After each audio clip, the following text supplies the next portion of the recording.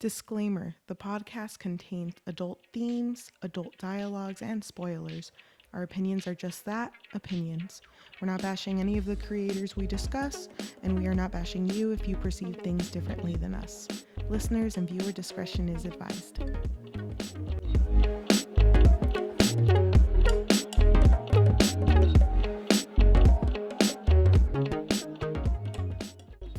Hi everyone, welcome to Story and Things, a storytelling podcast. I'm your host Yajaira. And I'm your host Cheli. And we are doing something that has literally blown up all over the internet. I like how every episode we start is always like, we're doing something. God, I don't know it's what. It's something big. Trust me, you're gonna love it.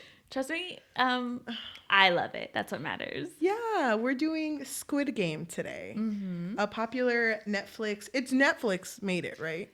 Yeah. Well, a Netflix. company made it, but it's under Netflix's name. Yeah. But we will be talking about Squid Game. Mm-hmm. It's somebody showed a chart of like the most popular shows. I don't know if it was just like of all time or just on Netflix. Yeah. Squid Game was like up here. It's up there. I think it's beaten like a lot of all-time faves. It definitely beat The Witcher. Was The Witcher up there? Yeah, The Witcher was like up there. I didn't know. Oh my gosh. I'm not surprised though. Everyone's talking about it. Yeah. Everyone, even my mom, she was like, because the first time I watched it with my little brother, and then the second time was with my parents. Mm-hmm. And before I watched it with my parents, I was trying to convince them, like, let's do this, like, we gotta watch it before someone spoils it for you. And my mom was like, by the way, your dad saw it on the news. Oh like gosh. It was a big deal. On what? It was on, oh my gosh, what's Telemundo. Was it Telemundo? I don't know. Despierta America. It might have also been TikTok. I don't even know. My dad's always TikTok. On TikTok. Yeah. Uh-huh. But they said it was on the news, so one or the other. Oh my gosh. The first time I heard of it was through Niles. It was a lot.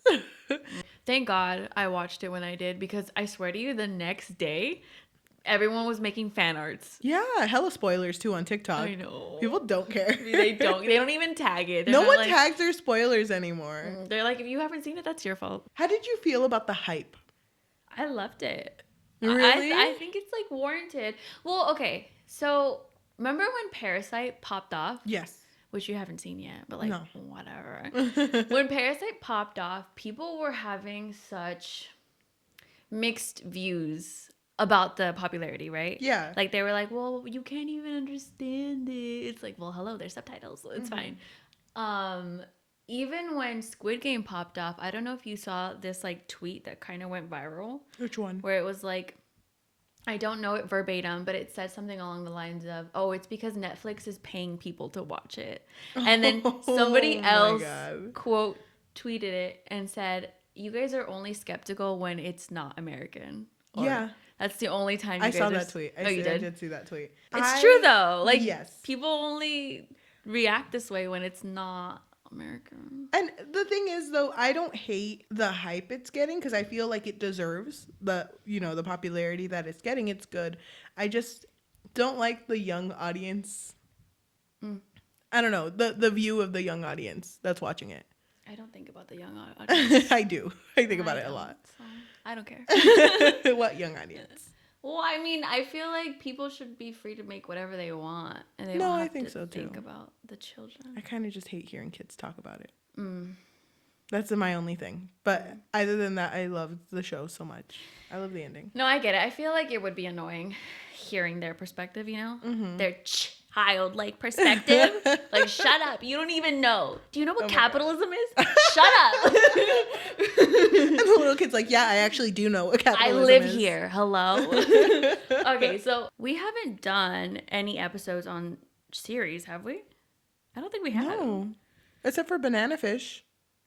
Oh, you're right. But that was one of our longest episodes.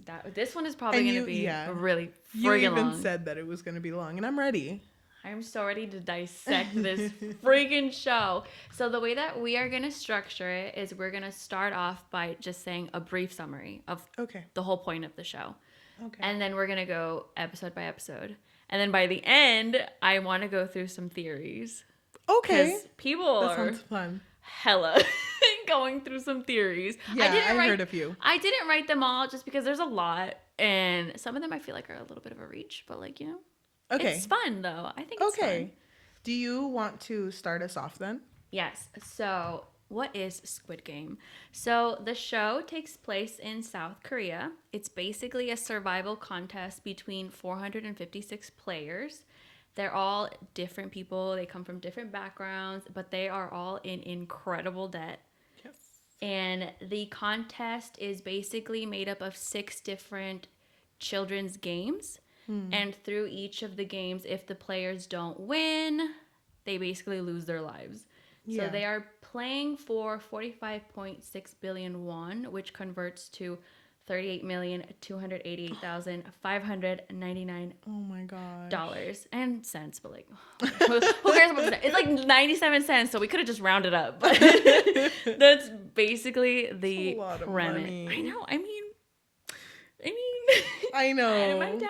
I didn't convert the money at first, so you saying that, I'm kind of like, Well, damn. I'll be right back. I'll be back in 6 days. I'll be back in 6 days. Yeah, it's a lot of money. So did you not convert it at all when you were watching it? No, but it looked like a lot of money. They had a piggy bank in the middle The of piggy like, the bank? little dorm they were in. Thick. It was. It was funny because the first time they fill it is a lot of money. But because it only filled the bottom, I was like, come on. I know. Even though that piggy bank was huge. Yeah. My mom, okay, I promise we'll start. But like my mom, when at the end, she was like, "Well, what are they gonna do? Are they just gonna like drag that piggy bank everywhere? Like, what are they gonna do with it?" She didn't know they would have put it in the car. You know how like when you go to an arcade and you have to turn in your tickets, there's just like that one triangle guy. He's like, oh my gosh, and he's just like putting it in. Oh my god. Oh my! I thought this was like a thing for PlayStation because of the triangle. Yeah, the logo. Oh my god. Okay, so let's start episode 1. Red light, green light. Red light, green light. So our story starts with our main character. There's a lot of main characters. Or no, sorry. I don't want to trigger you. Deuteronomy. No, shut up. No, in the first episode we're just introduced to one, which is Gi-hun. Yeah. And he is a single father of a child and basically lives with his mom. And you can tell right away that he is not smart with his money because it's his child's birthday. And his mom is like, go get her some fried chicken. Because you know how she likes that fried chicken. Korean fried chicken apparently It's really slaps. good. Have you had it? No. It's really You've good. never gone. Yeah. No, not to Korea. I've just had Korean styled fried chicken here, like in LA. I'm pretty sure it like hits different. Yeah. It's like how McDonald's hits different in Mexico. Anyway. Not the point of this episode. They give queso fresco, but I thought whatever. you would have said like Mexican Coke. Oh my gosh, coca? Hell Coca. yeah. It's Okay, different. but anyway, he is not smart with his money. As soon as he's given this money and he says it's not enough, he ends up taking his mom's credit card or debit card I think it's her credit card. and takes out money to go to the horse. What are they called? Horse racing. Yeah, he is gambling, not even his own money, his mother's money. And he makes hella. Well, he loses the first. At first. Yeah. But he makes hella back. And you know what's good? He even told the lady at the racetrack place, is like, here, keep this. Get an Americano for you. For me to you. Not even. Yeah, It he was does. I know, but it was like what? I don't know how much it converts, but it was probably like nothing. No, yeah. What, $10? Yeah. Thank you. But he immediately... We should also say that he doesn't have a job, but his mom alludes to him being a chauffeur. Or yeah, he is a chauffeur. No, but like it's not like a... He probably does like on and Uber, off. you know what I mean? Like, so not something that he goes to on a daily basis. he doesn't dress up or anything. It's Yeah, just like, exactly. But he loses all this money as soon as he gets it because he's in so much debt that there are these loan sharks that are like, hey, where's our money? Yeah. And apparently he owes hella. yeah, he owes hella. And the thing is, when they asked him for the money, right before that, he had crashed into someone and lost the money. Yeah. Which, you know, we can get into later. But basically, the loan sharks make him sign an agreement that if he doesn't get the money in a month, then he will owe them an eye and a kidney. Oh, love that. Yeah, and he's like, I promise I'll get it back to you. But it's a lot of money that he owes to them. Which, how did he plan on doing this at this time? Some people just keep falling into debt, though.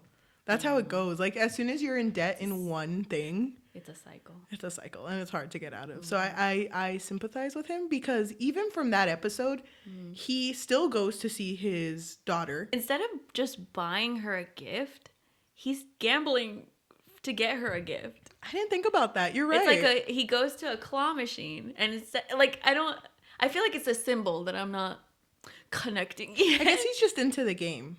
Because if you're not strong enough to play the game, why are you in the game? Why are you in this game?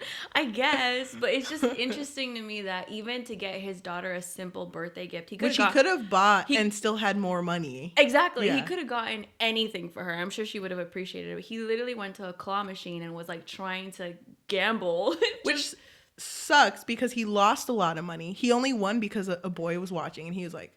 The boy, check this out. The boy was like, "You're overthinking it." Yeah. And so the boy had to pretty much win a gift for his daughter, or for Gi-hun's daughter. Which, by the way, the gift sucked, because they went... Excuse me? Oh, you're right. I'm sorry. It was efficient. It came in handy. So basically, he goes to eat with his daughter at like this... It looks like a food stand. Basically, like a side... Like street food? Yeah, street food. Tteokbokki? I think that's right. Yeah. I don't really know. It looked like a sausage, right? Tteokbokki, because those are rice cakes. I think they are. Oh, okay. Yeah, so they were having this, which is, if you've ever had it, kind of like not fast food, but like not really good for you. It's not like a healthy meal. Yeah. And he gives his daughter the gift, and it's a gun lighter. Yeah, but it was in a box, which Yeah. the box, it looks like something that we're going to see later. Yeah. Oh, you're right. Oh my gosh, I'm learning a lot of things from you. We haven't seen each other in a month. So. Yeah, exactly. The daughter wanted to tell him something, but she didn't end up telling him. Once he drops off his daughter, he goes to the subway station, and he's sitting there Feeling defeated. And that's when a man in a suit with a briefcase sits next to him, and he opens up his briefcase, and it has like a lot of money. And then it has it's not an envelope.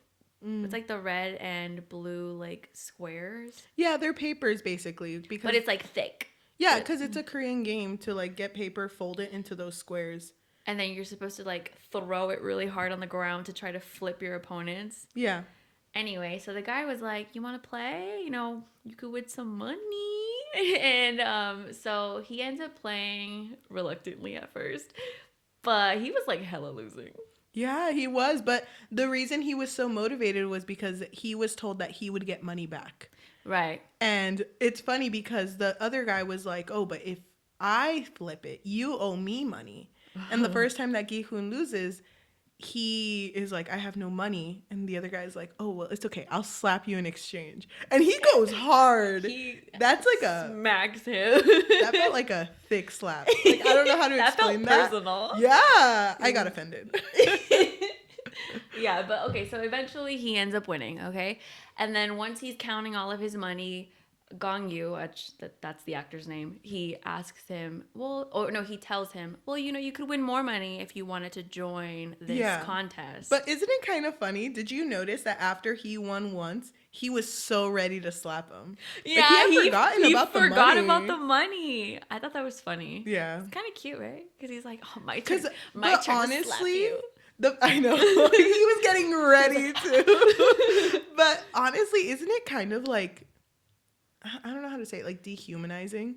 Like after getting slapped so many times to be given like a few billetes, like a few bills, and being like, "Oh, I forgot that's why I was doing this." Yeah. Well, I mean, I feel like it was also because he had lost so many times that he had forgotten the initial point of this game was for him to win money. Mm-hmm. But you're right. Yeah, he's basically told like there's a way that you can win a lot of money. So much more than this. And it's just playing more games. Yeah. Like, how fun is that? I was like so excited, like, "Oh my gosh, yes, I love games. Like I'm in already. I'm always playing I'm on the train already. Come with me." Train to Busan. I know. And then that's where the Train to Busan starts. Can I bring my daughter? Oh my god. She comes with like I have a daughter Nintendo too. Wii. They both have daughters. They both have daughters. They both come with Nintendo Wiis. No, one with the Nintendo Wii and the other one with like the lighter gun. Oh, I love I that. haven't watched Train to Busan in a long time. I miss it. It's really good, right? Gong-Yu's character hands him the business card. But at first, Gi-hun isn't down. He's like, nah, not interested. This is good enough for me. Because he already knows the gambling life, right? Yeah. He knows he's going to be burned. But it doesn't change until he goes back home and his mom tells him that his daughter and the daughter's mom and the stepdad are moving to America. Yeah. And he is so defeated about it. But the mom's like, you can still win her back if you can prove that you have enough financial stability to support your daughter. Exactly. And, you know, that's what drives him to go. Yeah, because he wants to have shared custody, but he doesn't have a job, so he can't. So he calls the number on the card and they ask him for his information. And then they're His like, birthday, yeah. full name. Yeah. And then they're like, okay, meet us at this place. And, you know, just a chill and vibe there. We'll be there for you. They tell him the what is it called? The password. Oh, yeah. Right? Red light, green light. Yeah. The password. Oh, my gosh. I mean, and he gets into the car. I think it's kind of funny because he gets in. He's like, we're all sleepy or what? What's going on here? Why are you dressed like that? Everyone behind him was knocked out. Yeah. He was like, damn, everyone was sleepy in this van, in this creepy van. What if they didn't? Because they end up turning on gas to like basically like knock him out. And the guy who's driving is wearing a gas mask. Yeah. But wouldn't it be funny if he just got on and he's like, I'll follow their lead. He's just like, you don't got to do anything to me. I'll go to sleep. You don't have to drug me or anything. I'm No, sleepy. I'm good. I took some melatonin. He brings like the eye covers. Like, good night. This the mask over the eyes. That's funny. I love that. That would have been cute. gosh. That's so his character. That's his character. So he is drugged and all of a sudden wakes up dressed in like a tracksuit. In a green tracksuit with the number 456 on it. And he's confused because he's in a room with a lot of people that have this tracksuit with different numbers on it. He's like, what the fuck? I was just in a car And now having I'm the here. time of my life with my new besties and now I'm here. It's like, why is this old man here? Yeah. The first person he meets essentially is an old man who we don't know his name yet, but he's the first player. He has the number 1 on him. The viejito, yeah. Viejito. And the viejito's like counting and he's telling him like he has dementia or he has to count. He says to battle that he's counting to see how many people there are. And then Gi-hun looks up and he's like, it says 456 up there. And he's like, oh no, I have to count because my doctor said it's good for my dementia. Oh, yeah. To count. Oh, yeah, because the players are already marked on the top. Like, it looks like what are they called? They have some in school. What are they called? The counters? I know what you mean. Whatever, it doesn't matter. Yeah, but they basically have like a huge like Sign. digital counter of how many people are in there, which is 456. So he's the last player. Which is funny. But yeah, he notices that he's 456 and that the old man is number 1. Yeah. So it's just he's kind like, of oh my God, you were the first to join? I was the last to join. Oh my God. Do you see this connection? Besties, exactly. At this point, the guards show up, and the guards basically are just dressed in like what, pink jumpsuit, or it's like a red, Pink reddish, yeah. pink reddish jumpsuit, and then they have a mask in front of their faces, and it's either triangle, circle, or square. Yes. And the basic bitches are the circles apparently. God. And then the triangles are the ones above, right? And then square is the most important. So it's the triangle that's like explaining that they're all here because they're all in massive debt. And he explains that does he explain that there's 3 rules? No, he's basically like, okay, you're all in debt. We're all going to play a game. You know, it's for money. And then one guy goes off on him and he's like, why should I listen to you? Like, you took all of our stuff. You took our phones, anything that we can use to call for help, and you expect us to trust you that you're actually going to give us money? And he hella calls this dude out. He's like, excuse me? Bitch. I'm not the one who's maxed out all my credit cards and I'm in awful debt. He shows their bank statements. I He's like, know. look, bitch, you bought Popeyes every single day. Are you Every okay? single day. You're in debt $36,000 and you've only been shopping at Popeyes? It's not even that good, God. sir. Oh my gosh, but he hella read them. He was like showing the videos of them getting slapped too. Yeah, because apparently they recorded that. Oh my gosh, honestly, that's so embarrassing. Like seeing Yourself if I get was slapped. there, yeah, like seeing just for me to make a little bit of like chump change. So I'm like, goddamn. You got me. You got me. Hard Stop. times. Right. And so, but then we realized that Gi-hun's childhood friend is there, Sangwoo. But we had already kind of heard about Sangwoo because Gi-hun met up with his mom. Because his mom, Sangwoo's mom works at a marketplace that is going towards his house. But it's weird seeing Sangwoo here because he was told to be like this he was college, like smart kid he working went to a business. yeah, he went to a really good university. He's a lawyer apparently, but he's here, and Gi-hun doesn't say anything to him at this no, point. they kind of just look at each other. They're Like, just kind of like, hey, bro. and he's just like, Don't look at me. Hard times, bro. But then they're introduced to 3 rules that Yes. they have to follow. Yeah, so they have to sign a contract first. But there's only 3 rules, which you would think they'd be like at least 100. So the first rule is a player is not allowed to stop playing.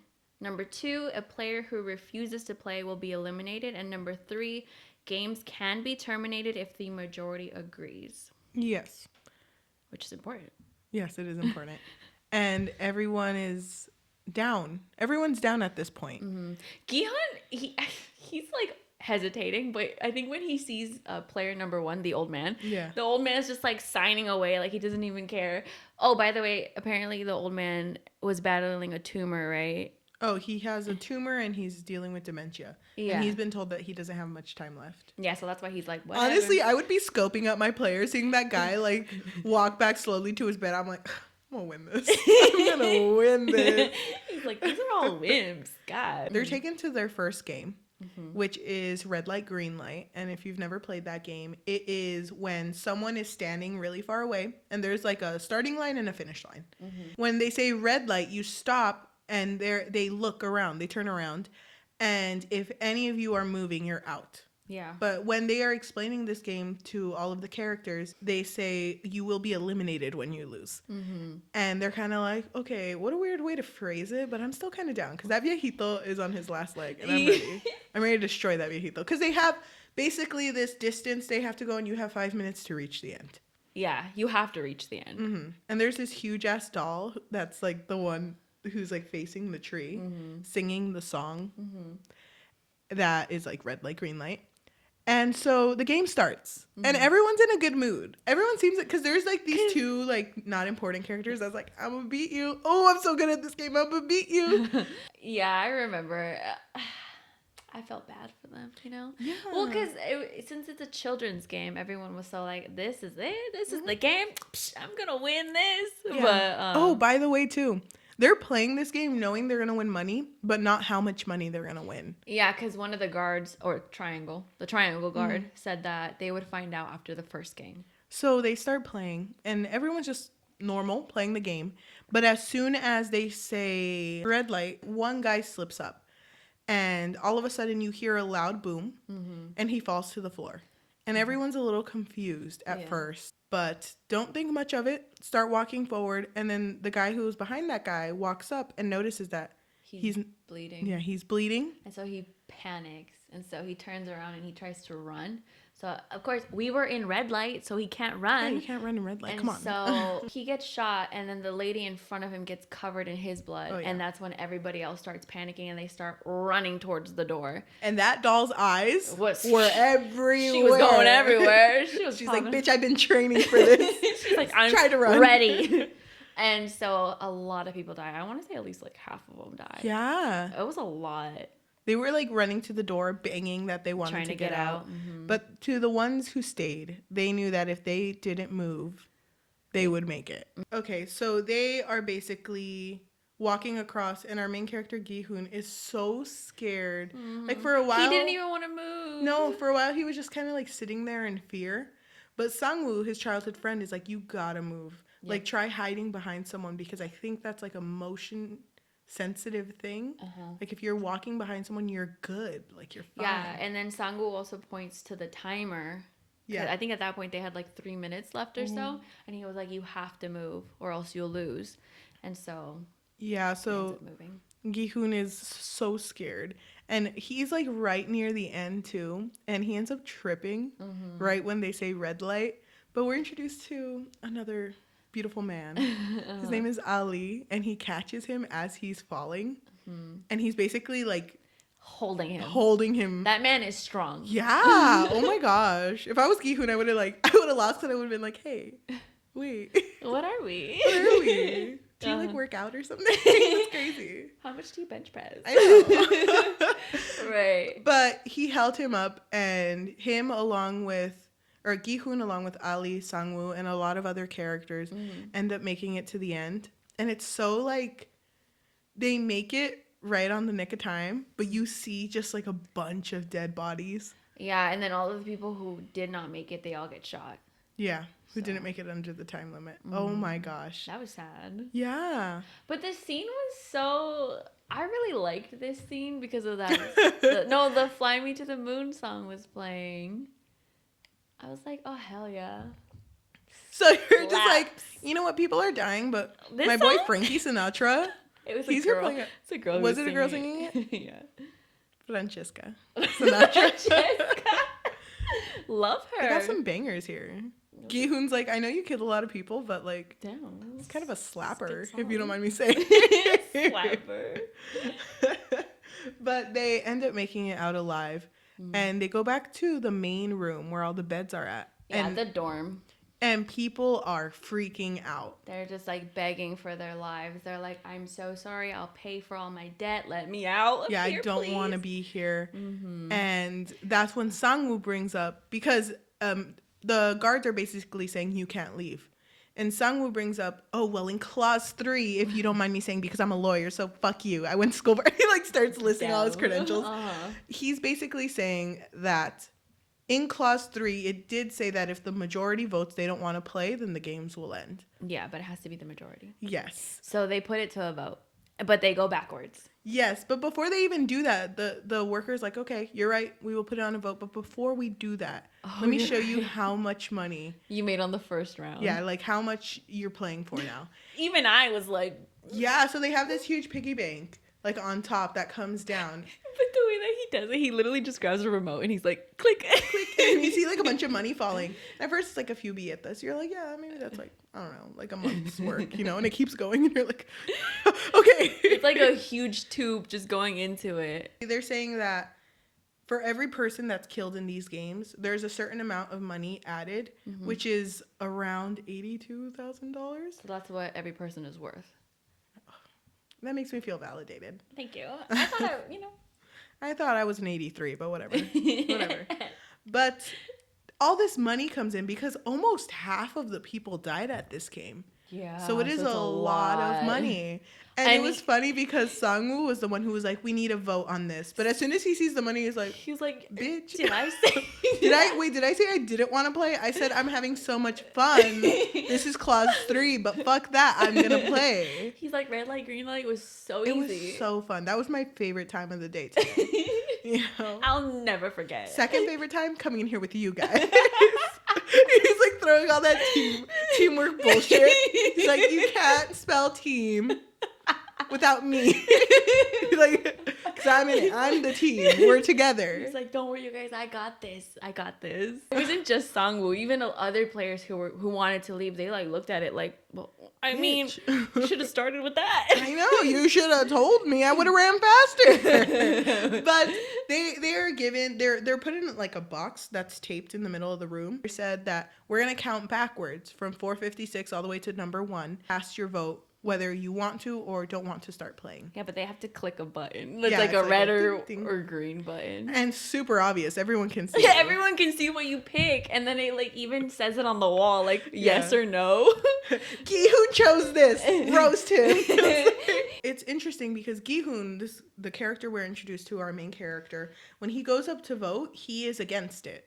He's the first player to go, remember? He's the first player because he's the last one, the last number. And that's interesting because We've seen his debt. yeah, but it tells you a lot about his character, how he values his life right now more than he values the money. Which I think says a lot because Sangwoo, the one who even brought up having to stop this, he's like... He votes yes. He votes to stay. Even the other people who were crying like, oh, I need to name my first kid and everything like that, and they also vote to stay. Yeah, and they also get into an argument too. Like, people are like, how can you vote yes, like, when people are actually dying? And they're like, I mean, it's hell either way. Like, we're gonna die even here or back home. Yep, it's hell in both places, basically. Yeah. So might as well just stick around and see if... Because one guy's like, at least I'm close to winning something, you know, so why not just stay in here? Because every time they vote, it keeps going like half and half. Yeah, it stays like consistent. Right in the middle. It's like kind of weird. And by the way, there's 201 people voting because that's how many people survived red light, green light. And we have 100 and 100 on yes, I want to stay and keep going, and no, I want to go home. And the last person voting is the first person who joined the game, which is the old man. Yeah. And he goes up there. Which, by the way, when the old man was shown to be playing red light, green light, he looked like he was having the time of his life. He was so happy. So, of course, it's easy to assume that he would probably vote to stay because he doesn't really have a whole lot to lose. But he's like contemplating, you know, he's like hovering over both of the buttons, but eventually he pushes the red one to go home. Which is crazy. I didn't think that would happen. I didn't think it would happen either. I was like, what the heck? Is that where it ends? Yeah, I thought... It's like playing like the credits. Like, thank you for watching. Thank you for watching Squid Game. Thank you. Thank you. So the triangle guard does tell them that they will have the opportunity to come back. But he's like, but for now, see ya. And so they get thrown in various places, in various areas of South Korea. But they're, thrown without any clothes, tied up. Well, they have their clothes, but they're not wearing it. You know, they're just like on the floor, tied up in a random part of Korea, and they have to basically find their own way home. Exactly. But they have all their belongings back. They have their cell phone. They have their wallets. Which, by the way, we were already starting episode 2. Like, this is already episode 2. Yeah, I wanted to ask you a little bit about episode 1, though. Okay, well, episode 1 does end with just the main character winning red light, green light. All of that, them deciding, is episode 2. Yeah, okay, but first, I want to talk about episode 1 a little bit. Okay. Would you have reacted the same way, like, seeing red light, green light turn into, like, a killing game? Would you have ran away or would you have stayed? I feel like I would have ran away. But maybe I would have been lucky, like our main character, and somebody would have fallen on me, and then I would be saved. I feel like I would have panicked, to be honest. But then again, when I'm scared, I do tend to freeze. I would hope that I would know how to react, but now that you talk about it like that, I probably would panic too. I'd be shaking, because I shake when I get scared. No, yeah, same. I'd be like trembling. Does that count? Does that count? I'm like completely like... This isn't fair. I'm cold. You turn the AC on. It's not fair. My weakness. The cold. Yeah, I think I would probably move. But let's say you make it till the very end of red light, green light. You won. I'd probably be like, I want to go home. You would vote to go home? Yes. Yeah, that kind of, like I said, when you see that Gi-hun chose to go home, it kind of shows you like you value your life a lot more than you value being in debt. Being in debt. But then, you know, also like our main character does owe his kidney and his eye, so I mean, what's a kidney and an eye? Thinking about that, I feel like I would probably be like, maybe I should stay a little. Maybe. Maybe. Like having my 20/20. Don't want to just have a 20. Exactly. The name of the second episode is Hell, which goes with what one of the players had said in the first episode, which was, we're in hell either way. We're in hell either way. Mm-hmm. And it's so sad because I feel like as soon as our main character Gi-hun goes back, his whole life is like falling apart. Mm-hmm. But our main character does try to go to the police and tell them what happened. Yeah. Mm-hmm. But when he's explaining, okay, first we were playing a children's game and people were getting shot at. And the guy was like, okay, but where was it? And he was like, I don't know. I was drugged. I don't remember. And he was trying to explain that the reason why he was saved is because they all managed to vote. Yeah, and So the it police just, officer's like, okay, wait, so you're trying to tell me someone was murdering people, but he let you guys go? it's like, Like, it doesn't sound like it's clicking. And by the way, no one knows each other's names. They just have the numbers. So, which is funny because he had the card and he was like, look, call this number. oh yeah. And he calls it and it belongs to someone It else. belongs to some lady, and she's like, hello? Hello? And the police officer was like, oh yeah, I wanted to sign up for the game or something about the game. And she was like, what game are you talking about? And Yeah. she sounded offended. And so the police officer he just assumed that Gi-hun was either drunk or hungover. So he told him to leave. Yes. But he does leave his card. And so he goes home and realizes, is his mom home? No, his mom is not home at this point. So he doesn't know where his mom is. And so he finds Sangwoo. Sangwoo is like hiding. They're in it's like a street. A walkway with a lot of little like pop-up stores, basically. Yeah, exactly. And that's where Sangwoo's mom works. Like she's selling fish. And Sangwoo is just hiding. He's looking at his mom from a distance because his mom thinks that he's in America, making for making work. it big. Exactly, making bank. And Gi-hun sees Sangwoo and he's like, what's going on, bro? You good? You're not going to go talk to her? He's like, nope. I'm not gonna talk to her. Yeah. And that's when we learn that he is in a lot of debt for embezzlement and fraud. And it sucks too because we also see a point where Sangwoo, before he gets there, he was in a little convenience store with Ali. And when Ali they're was dropped off. yeah, and Ali was like, "Oh, can I borrow your phone?" So he like turns it back on. He buys a charger for it and turns it on. Sangwoo buys a charger. Yeah. Sangwoo buys a charger because his phone is dead, and Ali really wants to make a phone call. So he buys the charger so Ali can make his phone call. And when Sangwoo turns on his phone, he's getting so many emails like, you're in so much debt. The police. You owe here, you owe there. The police are looking for you. You have to pay this by this date. And it sucks. But he's still like super kind because he bought the charger so that Ali can make the phone call. And he also gave Ali money so that he can take the bus because Ali lived literally like 5 hours away. Yeah. And Ali was like, I'm just gonna walk because he didn't have any money for the bus fare. Yeah. So Sangwoo gave him money and Ali was so appreciative. He was like, thank you, sir. Thank you, sir. You're so sweet and whatever. He was just bowing to him and everything. And Sangwoo was like, stop. Like, stop. Stop. Okay, a little more, but stop. Don't make it weird. But Sangwoo is living like basically in hiding because he doesn't want his mom to know the debt that he's in. Yeah. So after Gi-hun approaches Sangwoo and, they see Sangwoo's mom at a distance, they like go off towards like a store and they're sitting outside of a store. And that's when Sangwoo tells him just how much debt he's in and why he's in debt. And Gi-hun is just like shocked by how much debt he's in. And that's when Gi-hun gets a phone call that his mom is in the hospital. Yes. And when he gets over there, apparently his mom has diabetes and her feet are just like fucked up. And it's severe diabetes. Yeah, it's too. severe. So the doctor tells him like she can lose her legs, her feet if she doesn't get the proper medication that she needs. And of course, Gi-hun's mom she just leaves the hospital because she's like, there's no way we can afford this. Yeah, and I'm fine. It's okay. She's like limping the whole time too. So it's really sad. And Gi-hun is freaking out because he's like, no, you have to stay because he doesn't want to lose his mom, of course. But his mom gets hella angry because he's like, oh, you're playing the good son now after disappearing for like a day. Because remember, she gets mad. And it's so sad because he does care and he does realize that he's not really the best father, the best son. Or the best son because he did, he was the one who stopped their insurance. Yeah. For whatever reason, I don't know. Because they couldn't afford it because he's in so much debt, paying all of like the interest from his debt. Yeah, exactly. So the mom is like, saying, well, how are we supposed to pay it when we don't have insurance and you're in so much debt? And so she's just like, I'm leaving. And so she's like limping away. And then Gi-hun is just telling her like, I'll find a way to pay it for you. Well, I'll find a way I'll to go pay make it. money and I'll be right back. Yeah. And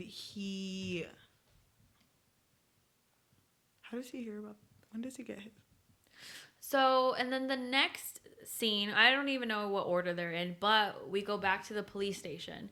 And there is this police officer who he actually saw when Gi-hun left. And he was hearing their conversations. He heard I think he heard parts of it because I think Yeah. he was more focused on the business card that he left. The business card that he found is the same business card that he found in his brother's room.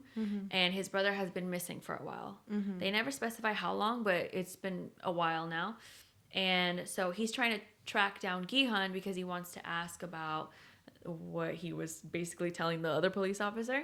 So when he finds Gi-hun, Gi-hun is already really defeated at this point because of that whole ordeal with his mom. Yeah. And so the police officer's name is Juno, and Juno's like, okay, I need you to tell me because I'm looking for my brother. His name is this. And Gi-hun is just trying to play it off like, no, I was lying. Yeah. You know, I just found that somewhere in the street. And then Gi-hun doesn't believe him. So he's like watching him. Yeah. So then we go to another character, which is Saibyuk. Saibyuk? Yeah. She is one of the main characters too. And we learn that she's young, and her reasoning for wanting to make money was that she has a little brother, Chol, who's in a children's home, which is kind of like an orphanage. And all she wants is to make money to get him out of there. And he's like so upset when she comes back because she promised him that they were going to leave soon, that they were going to get their parents back, they were going to live in a house, but nothing is happening. And she gets really upset too because it's like she made this promise to him and she really wants to keep it. And they came from North Korea. So Yes. they escaped North Korea. And she needs a lot of money because she's trying to locate her mother. Yeah, she even speaks to someone who is able to locate people. And we learn that she actually has paid money to locate her mom. But they stole her money. Yeah. So all of the money that she was able to, I think it was all of her savings. It had already been spent. So she has to find another way to repay what she had already paid. Yes. And we're also, this is kind of scattered, but we're also introduced to the issue that Ali is dealing with. He is working, it just looks like a heavy, Like a factory. heavy duty type of job where like people can get hurt. Like a factory with no regulations. Like they have no safety precautions. People be losing fingers. Yeah, so Ali goes in there and speaks to the boss, who is sitting so freaking leisurely. Yeah, I'm pretty sure he was like playing a game on Yeah. his computer. Yeah, he was. And Ali's like, you haven't paid me in 6 months. Like, you need to pay me. The guy's like, I'm out of money, you know? I don't have any money to pay you. Yeah, and I think Ali brings up like having to want to go to the doctor, and he can't. Well, it's because he had already lost 2 fingers Yeah. while working there. And he was like, I couldn't even go to the doctor when this happened. And so he's trying to get his money back because he, along with his wife and son, they immigrated from Pakistan. Yes. So they don't have any money because all of the money that they had, they spent it on their trip. And so he's working this like tiresome job, but he hasn't received any payment for it. The boss is basically saying like, I'm sorry, you're not going to get your money though because I have no money. Yeah. And the boss gets up and is holding an envelope full of money.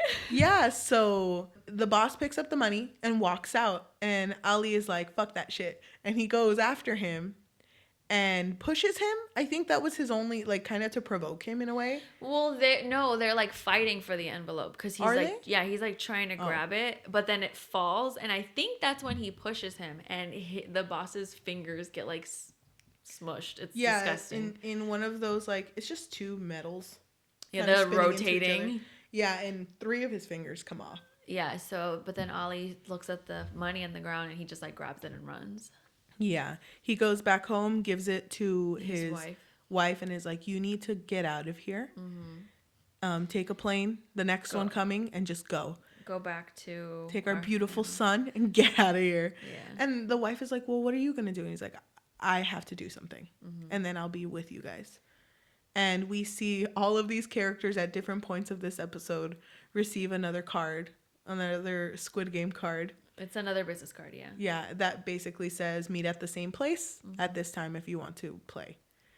And a lot of people go back. Out of the 201, 187 chose to go back. Well, before that, Sangwoo was ready to end himself. Oh, disclaimer. um, disclaimer: this is really Oh, we can violent. put it in the beginning. We'll do it later. Okay. Well, before Sangwoo received his business card, he was ready to end it. Like, he had so much debt, and he was on the phone with his mom, and his mom was like, "When are you coming back? Don't worry, don't buy me anything expensive down in America." And he's like, "Okay." And then she's like, "Love you," and he doesn't answer. But he like gets in the bathtub, and he's like ready to end his life. He's drinking a lot of alcohol. He has on like a gas burner. Yeah, for the carbon monoxide. So he's ready to just die at this point. But then before he dies, that's when people or someone is banging on his door and that they like slip in the business card. It's like they knew. Yeah, and all of our characters, a majority of the characters who were in the Squid Game came back. So 187 they had like of them. a 94% rate. Yeah. Oh my gosh. But then we forgot about Deoksu. Oh yeah. So the last character that they mentioned was Deoksu. And he's kind of like a gang leader. You're right. Collects money for his boss. But then he like screwed over his boss. Yeah, he's not a trustworthy guy.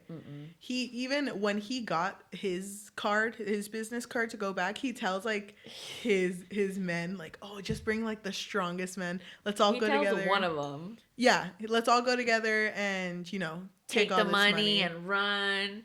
And his guy who he's with, he's like, "Oh, so you just to screw us over? You're gonna do that to screw us over?" And they basically were ready to kill him here. Yeah, but he like jumps off a bridge and then escapes them pretty much. Like... But then the next scene is basically all of those characters getting ready to get back into the van, and we even see the old man. The old man's getting ready to get back. So, I hate it. I hate it so much. So, what did you think about our characters being back at home? It makes me sad because it's very true to life how damaging debt can be. Like, oh gosh, it's so like just something that will be connected to you forever.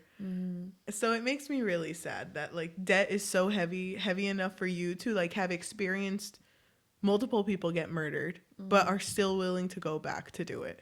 Exactly. Because it's true, like back home is hell. Yeah. So they're like, at least I might get something out of this. Debt sucks. Debt sucks. I get it. Debt sucks. There was this one quote from like when you click the episodes for the summaries. It said, "Is the world outside more unforgiving than in the game?" I feel like it is. Because it gets... Well, go ahead. Well, okay, so this isn't brought up until later, but they try to keep the game fair. That was one of the points of the game, is that there's no judgment, everything's fair, everything is even, everyone has the same chance of winning the game. But with life, unless you're born into money, you're pretty much screwed. Yeah, you are. So it's sad, the circumstances, because you don't want to get put into this situation. But when life has pushed you so far that you are in that situation, because I feel for Sangwoo too, because he was an investor in like future things, and he just fell in debt, and that can happen to anyone. No, he was an investor for stocks and futures. Yeah. So yeah, he screwed up badly, and then something else we didn't bring up was that Sangwoo was in so much debt that not even the game knew how much debt he was in. Remember, he was like, they don't know everything. So he was even more in debt than what they knew. But they haven't looked up my Best Buy credit card, my Kohl's, my Ulta. Oh my gosh! Don't even get me started. Don't get me started on Subway. It's so sad. That just makes me sad. People in debt make me sad. Yeah. Because that's me. Me too. So episode 3 is the man with the umbrella. Yes. So when they all go back into the game, Junho is following Gi-hun. So he's following... Junho, the police officer, yeah. Yeah, the police officer. He's following Gi-hun. So he follows him when he gets into the van, and then they drive off, and they're heading towards the port. And Junho, he only has like 3 bullets in his gun. And he's like ready to sneak into this boat. So he sneaks in and then he takes one of the guards' uniforms and the mask and everything. But he's a circle, so like yeah. So what did you really do? trash. Right. So he takes over their identity, but it kind of sucks because obviously he doesn't know any of the rules. So it's very obvious that he's lost. Oh, but can I also bring up, remember how the vans turn on the gas to make everyone sleepy? Saibyuk, she held her breath Yeah, to stay awake for the whole ride. Yeah, and then she snuck in a knife. Yes. Or a pocket knife. A pocket knife, yeah. It was a pocket knife. But so Junho is in the game as a worker. Well, so they're in an island. Yeah. So he's on the island and he's now a part of it, but he's like figuring out what's happening. Where the fuck are we going? He's like following the crowd like, what is They're happening? like, did you complete the search? And he's like, yeah. Obviously. Yeah, they're all good. They were all awake and they're like, wait, what, awake? And he's like, no. Like asleep. Like wake. You know? Like, not awake, you know what I mean? Yeah. But he's like, yeah, hella obvious. He's taking notes on his phone as well, like on the notes app. Oh my gosh, it was making me so nervous because his phone was at 56%. And I was like, boy, you didn't bring like a power charger or something. He didn't like know that. he was gonna go to an island. I Leave him know. alone. But all the players are back in the game. Which, by the way that the dorms look, all of the beds are just stacked up on each other. I would hate to be the one on top. Oh my God, I'm like, bitch, I roll. Like, I'm gonna die. I move in my sleep, bitch. You just hear like a player 13 eliminated. It's like that's the easiest way to have eliminated. I had a nightmare. Oh my God. But we are... The lady who cried about not naming her child, Minyo, I think? Minyo, something like that. She is complaining because she really needs to use the restroom. I gotta pee. You can't choose when the earth wants me to pee. I gotta pee. And she's so annoying. She is annoying, yeah. But let's just skip a little bit. So okay, but basically she wants to go to the restroom and they open the door for her and Saebyuk is like, oh bitch, I wanna go too. She doesn't say shit. She doesn't No, say. she's just like, gotta pee too. She's too cool to say. Pee hour right now. You gotta go. And they go. She doesn't pee though. No, she doesn't because she takes her pocket knife and opens up the air vents. And it's like, I'm gonna go scout around. You kind of keep it occupied in here. Buy me time. Buy us some time. And she notices while she's like in the air vents that they're melting a lot of sugar.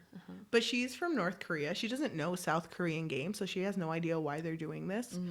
But she does end up going back. Tells the lady who was with her, the annoying lady.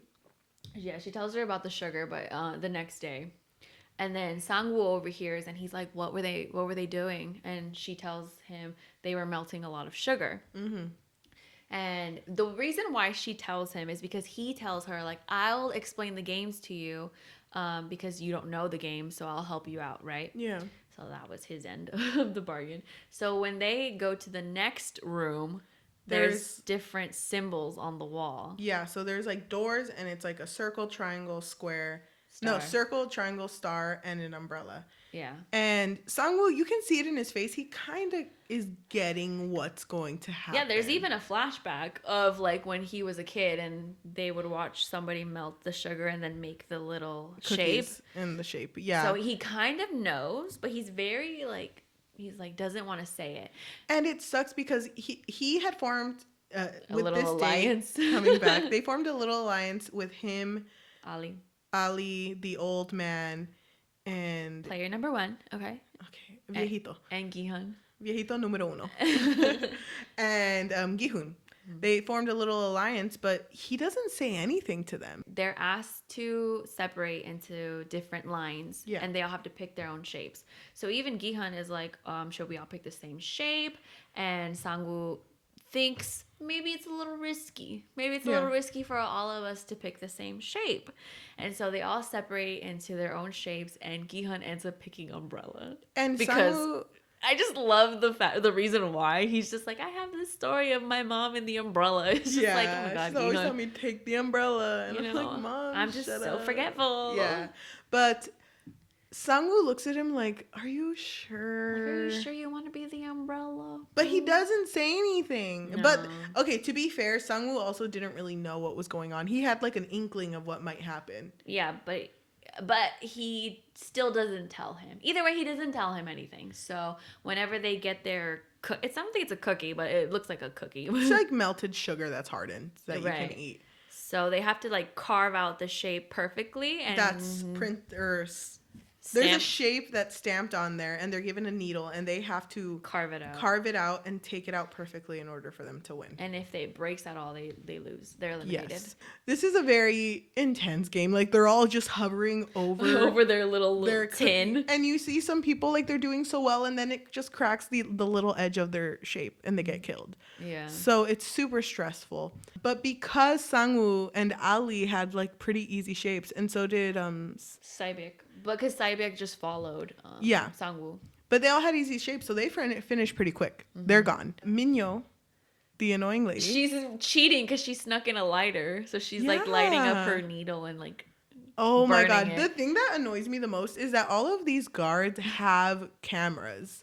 I feel like they knew she was cheating. Do you think they let it for like a little suspense? I think they let it happen, yeah.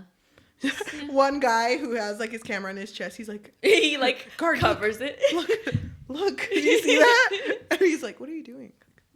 Just look at it. Look at what's happening. They're cheating. So you can see it in the camera. Look.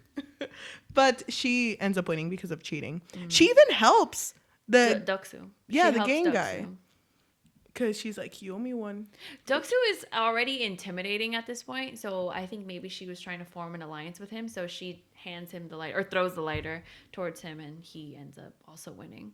Yeah. And then at the end, the only reason that Gi-hun wins is because he like sweat all over the cookie. And he noticed that it was melting. Yeah, it like melted it. So it was easier to carve out the shape. It was funny because when he noticed it melted, he's like, okay, I'm just going to lick it. And because that layer's thinner, then that's going to come out. And he starts licking it, and everyone's like, what the fuck is he doing? But then the old man, player number one, he also sees him, and you also see him start licking his shape. Yeah, and everyone starts to do it. A lot of them start to. Yeah, because they're following his lead. And he makes it. But then at this point, there was like, 2 minutes left? Yeah. I'm like, dang. Oh my gosh. Stakes were high. But one of the players didn't want to die. You know what I mean? Like, he didn't just want to die. So his cookie broke, but then he like stole the gun from one of the guards, and he was ready to shoot him and whatever. And he tells him to take off the mask, and you realize that it's someone really young. Yeah. And he's like, what did they do to you? And he's just a normal guy too. Because you expect, him to look like a villain. It's just a normal guy. It's just a young boy. There's a whole bunch of guards in pink, but there's a host. And he's all in black, and he has a different mask. It's just a black mask, and it's like pixelated almost. Yeah. So he is the one who oversees everything. You always see him looking at all of the games, watching all of the games. And he comes in because it caused a ruckus, I guess. Yeah. And he immediately kills the guard. And he says, remember, we can't show our faces. Yeah. Which shows no remorse. It is fair. It's a fair game. Because he's like, once they know your identity, it kind of loses the illusion, I guess. Yeah. The illusion of this whole island. Remember, Sangwoo, I don't know if he apologized, but he was like, my bad, I didn't know that that was the game. Yeah. But Gi-hun was like, how could you have known? It's all right. It's all right. He's so forgiving. Gosh, I love him. Do you? Gi-hun, hell yeah. At this point, you loved him? Of course. Throughout the whole thing, I loved him. Even in the beginning? Yeah, because, it sucks. Life sucks. Yeah. But I don't know if I can love a man-child. I feel like so many people are stuck in ruts, though. It's funny. I'll give him a chance. He's like, what, 40? I know, but it's just a big rut. It's a big rut. It's all right. No, I didn't hate him, but I was like, Gi-hun, I don't know how to feel about you So yet. after this game, we're taken to the next day where they're serving food. Yeah, so they're giving them food, and Doksu, of course, he's a bigger man, so he's like, this isn't enough for me. It was like an egg. It was an egg. Oh, no, well, okay, yes. It was an egg and like a soda. Yeah, it was just, so they were just given an egg and a soda. And like for breakfast, they were just given like leche and a pan, like a bread. So, like, they're not feeding them a lot. No, it's minimal. They're probably starving. Yeah, and Doksu throws, like, a huge old tantrum. No, he doesn't throw a He tantrum. throws on the floor. He's like, "Where's my food?" No, well, he gets angry. No, he just gets angry because he's like, "What the hell? You think I'm gonna survive off of this?" But- so then Minyo is like, whisper something in his ear, and then they just get in line again. Well, they cut in line, and so they get somebody else's serving, and then it ensues this like fight, kind of, but it's more of an argument. The people who didn't get food, when they get up to the line, they ran out of food, and the guards are like, "Well, we served exactly 456, however many people there are," and it's like, and that's how much food we made. So we did not mess up. That's just how much food we made. It's like, there's nothing we can do. There's no more huevos. Sorry. Yeah, sorry. And one of the ladies who was, saw them cut was like. She points them out. She's like, it was them. It was like a group of 4, right? It's like, it was them. They're the ones who cut in line and took our portions of the food. Yeah, and this one guy tries like... He tries, because I'm assuming he's probably starving. Yeah. So he goes up to them and he's trying to take Doksu's drink, because he's like, that's mine. And so they start fighting, and Doksu pretty much beats him to death. And Gi-hun Sangwoo. No, Gi-hun. Sangwoo goes up to the body and he's like, oh, he's dead. Oh, that bitch is dead. He's fucking dead. And Gi-hun is the one who's freaking out because he goes up to the guards and he's like, how can you just let this happen? Like, he literally just killed him in front of you. Like, you have to do something. And you hear the little... Yeah, no, but he's looking at the camera first. Yeah. And the host is watching, of course. So he's looking at the camera and he's like, hello, you need to stop this. You need to stop this man. And that's when the little money comes down because he died. And they're like, player... 27 eliminated. And that's when they realize, like, oh, we don't have to play the games in order to keep accumulating this money. So then this whole episode is about creating teams. So Gi-hun, Sangwoo, Ali, and old man number 1.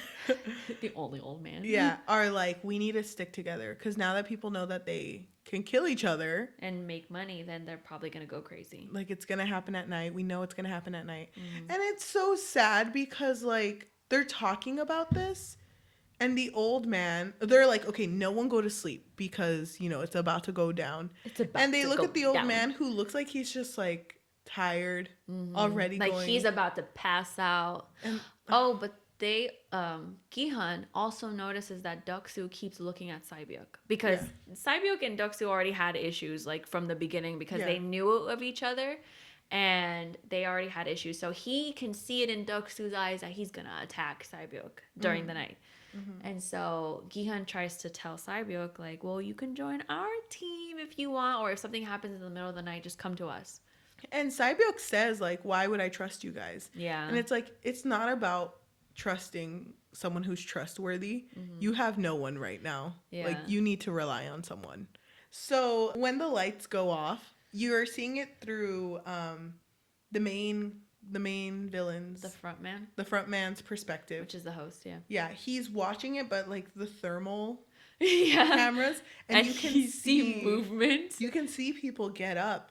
And who's the first one? Oh, Doksu Goes up to the lady who snitched. He takes the broken bottle, and that's when he uses the bottle on the lady, like, what'd you see, bitch? Yeah, exactly. Like, he's like, hella killer. It was brutal. Yeah, you hear her scream, and it's starting to ensue panic, but I feel like it gets worse because they start flickering the lights. Yeah, because the host is like, okay, go ahead and start.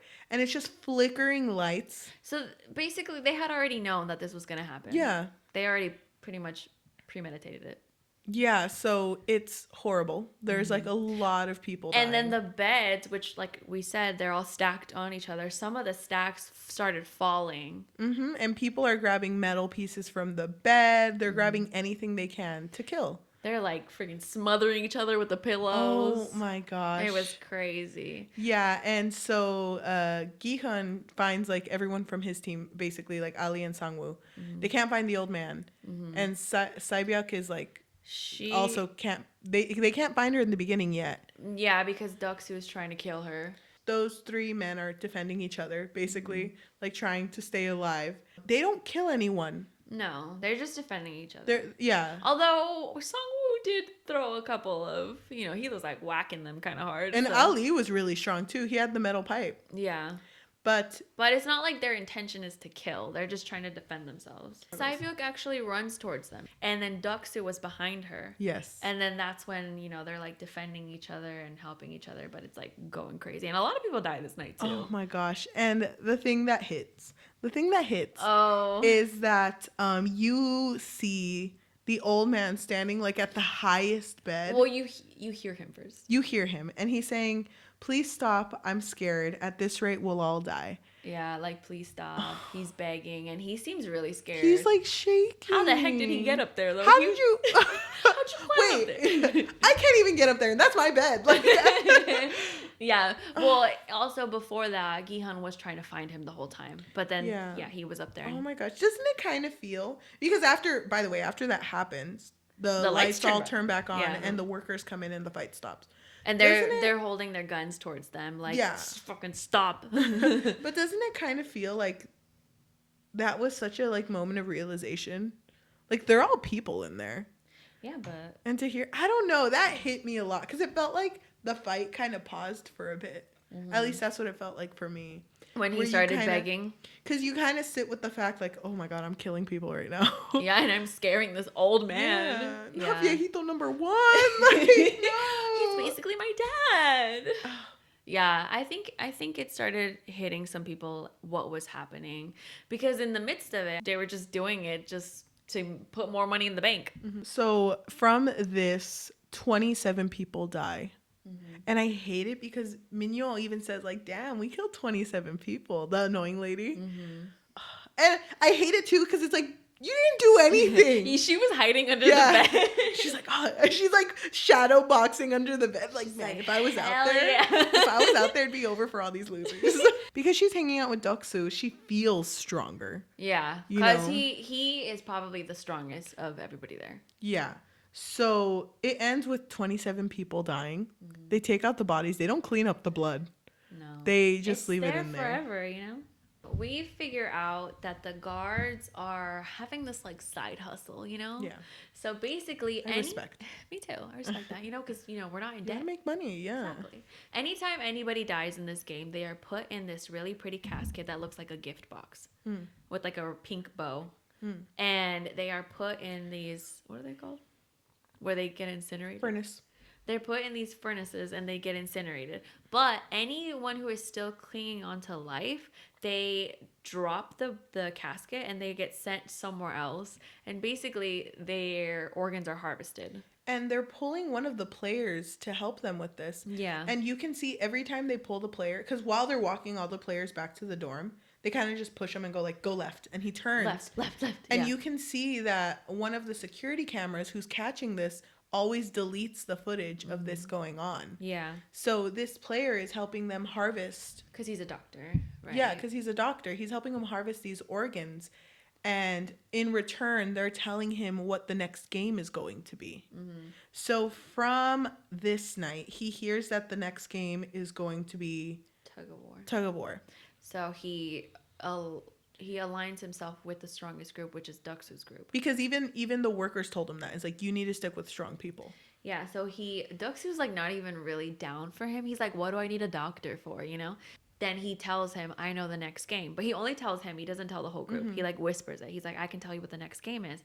So now Deok-soo's a little intrigued. He's like, I'm kind of down, if you don't mind me saying. Maybe you are kind of useful. Mm-hmm. So when they're getting ready for this next game, they're put into a room and they're told that they need to accumulate 10 players.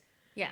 And just make a circle with your 10 players and then we'll start the game. Mm-hmm. And you can see Deok-soo is like, okay, strongest men over here. Yeah, so he lets go of Minyo. And which is like... Wait, okay, hold on. Before they even make their teams, they had a little moment in the bathroom. Yeah. Doesn't matter. They have a moment, okay? That's all that matters. They have a moment in the bathroom. And she tells him, if you betray me, bitch, I'll kill you. I will kill you. It's you and me till the end, right? And he's like, of course. Of course. And she keeps calling him Oppa. Oppa, I know. Because she wants to pretend like she's younger than she actually is. Anyway, whatever, doesn't matter.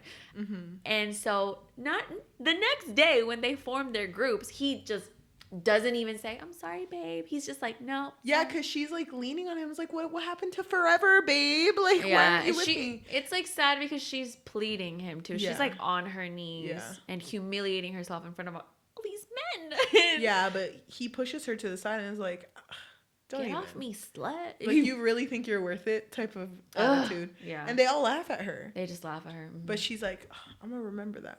Mm-hmm. And so they're all forming their teams, and we have Ali, Sangwoo, old man number 1. The only old man. Saibyuk, Gi-hun, did I say his name? Mm-hmm. And they were all told that they need to find one person. And Sangwoo even one person said, each. Sangwoo said, like, try to look for men. Yeah, he does not want because women don't win. He's like, men are better at games. That's what he said. Yeah. Verbatim. I know, you're like, look it up. That's what he said. I remember. His at is... it's burned into me. I was like, Sangwoo, Bitch. Oh my god, I hate it. I'll fight you. But they end up, Saibyuk recruits a girl that looks around her age. Her name is Ji-young, and I love her. It's so funny because when Saibyuk sees her, Ji-young is just like on the top of the stairs. She's so unbothered. She doesn't even care. She's just sitting there. Mm-hmm. And when Saibyuk takes her to the circle, Sangwoo's like, are you fucking serious? He's like, I said men. Men. What is that? But Ji-young's like, fine, bitch, I'll leave. But, you know, Gi-hun breaks up a point like, no, don't leave. Because they don't know what game it is. So he's like, what if it's a game that girls are good at? And also, they have 9 players and they need 10. So they can't be picking and choosing, you know? Mm-hmm. And Minyo sees that they have 9 players and it's like, okay, I'm going to join. I know you guys want me here. She's like, I'll save your team. And no one is like... And she's just like spouting nonsense. Like, you know, I didn't even go to school and I'm so educated. Like, I'm so smart. I can do more than these girls can do. Well, it's because she's the street smart trope. Yes. That's her trope. Mm-hmm. Because she didn't receive a high education. So she's just really smart. Yeah, but... they form their teams and they're told that they're going to play tug of war. And it's scary. They're literally, it's like a bridge that's like elevated. Split in the middle. Yeah. And it's really high up. So whenever they're tugging, the other team is going to fall to their death because it's really high up. And as soon as they fall and lose, the rope is cut and they die because the fall is fatal. Pretty sure most of them died. The first team that goes is Deok-soo's team. Yeah, which they win. Of course. And you can see... They win yeah. by landslide because it's all buff men. Yeah, and the team after that is... our team, Gi-hun. Gi-hun's team. And as he's passing the winning team, they're kind of like, damn... I kind of wish we would have went against you guys so I could have had the satisfaction of killing you guys. Yeah, because Deok-soo is super salty against Minyo. Yeah. And now against the people who are also protecting Saibyuk. Oh, yeah, you're right. Mm-hmm. Yeah, so they're in the elevator going up. One of the random players was like, we're going to fucking lose. But then that's when player number 1, the old man, was like, don't worry. I have a strategy. And he brings up like tug of war isn't won by strength. It's won by like, you know, knowing your opponents, playing it right. Mm-hmm. And he teaches them the strategy that they're supposed to alternate how they stand, feet facing forward, and just like pull your body weight back. Instead of pulling right away, just sort of like hold it. Oh, yeah, hold your ground at first to weaken your opponent. Mm-hmm. But anyway, it doesn't matter. In the end, they end up winning. You don't want to go over? No, it doesn't really matter. I fucking love that. I loved that whole tug of war thing. I did. I mean, where they went forward. When they went forward and then backwards? That would have hella helped me on Olympics Day in freaking high school. I lost all of the tug of war. But now everybody knows. Now everyone Squid knows. Game is hella popular. They won.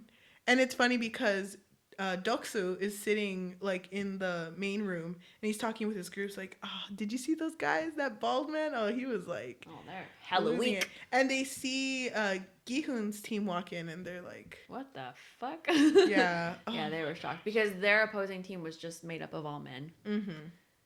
But yeah, that's how it ends. Well, technically it ends with them tugging. Just to mention, when they were all introducing themselves and saying their names, the only reason the old man, we're calling him old man number one, the only reason he didn't say his name is because, remember, he has dementia and he couldn't remember his name. Yeah, true. It's kind of sad. We're taken to our next episode, A Fair World. Yeah. This is the one where they're trying to barricade for the night, right? Because they're afraid. But then Gi-hun tells Deok-soo, like, are you sure you can trust your team? Maybe they'll betray you, you know? Yeah, like, at least I can fall asleep knowing that my team's not beautiful gonna betray team me. won't betray me. Think this old man's gonna get me at night? No. He comes up to me, I'll hit him with a 1-2. No, but he's basically saying, like, you've built no trust with your team.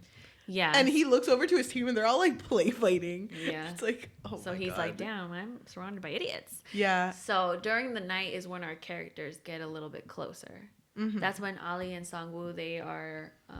they're keeping watch. Yeah, for the first hour.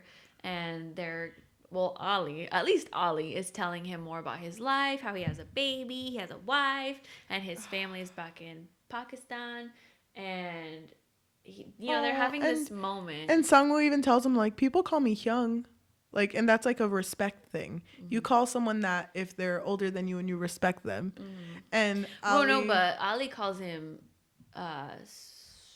Sonjanim, which is even, it's like what you would call a boss. So yeah. He like says it like an even higher, he holds him to a higher regard. But Hyung is someone like you can hold a bond with them.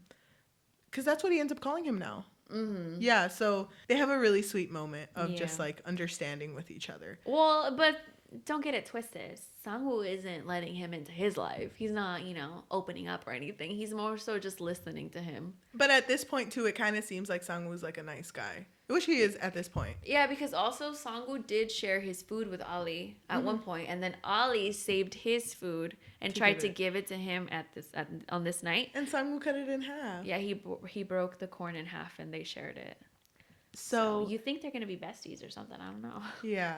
Then it's Gi-hun's turn to keep watch, and I believe he is with the old man because they're doing it in pairs. Mm-hmm. And so, but then Gi-hun is having a moment where he's just looking in front of him and he's starting to remember a really traumatic experience where he was fired from his job. Well, a lot of people were laid off from their job. And it was like, I'm assuming a really good job. And they were protesting in response because, a lot of people lost their job. Yeah. And his coworker actually lost his life. Mm-hmm. And so he was picturing it. And then that's when the old man is like, hey, he like kind of snaps him out of it. And he's like, you good? Everything all right? And they start bonding too. But the old man looks really weak. Mm-hmm. And Gi-hun tells him, I think you have a fever. And so that's when he starts taking care of him. And he tells him to lie down. And Saibyuk hands him her water bottle. And it's so funny because she's like, you're going to owe me. I know. But it was really nice of her because it was like to bring his fever down. Yeah, he would just put it on his head. And then that's when Gi-hun and Saibyuk kind of have a moment because then now they're keeping watch together. Mm-hmm. So yeah, our characters are bonding. They are. On this night.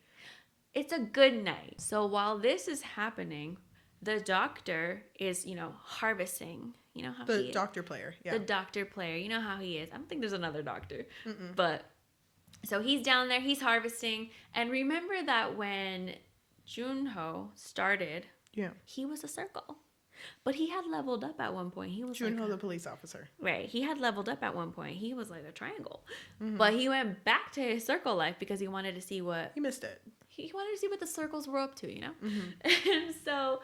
He, along with his partner, I think number 28 or... Yeah, 28.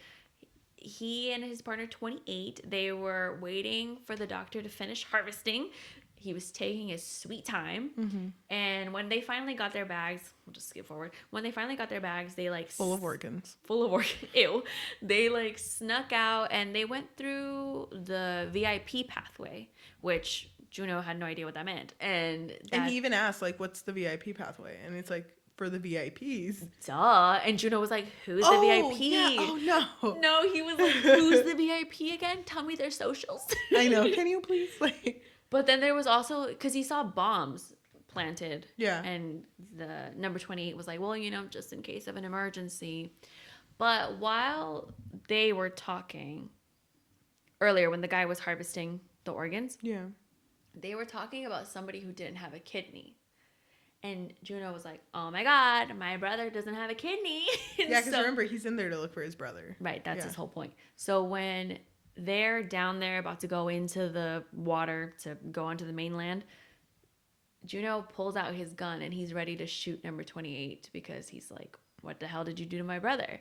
Yeah. And he's like explaining to him, like, this is who I'm looking for. You just said that this was the case, that you just harvested. One person had only one kidney. That's like my brother. And because I have his kidney. Yeah, it's in here. Number 28 says, like, oh no, it was a girl.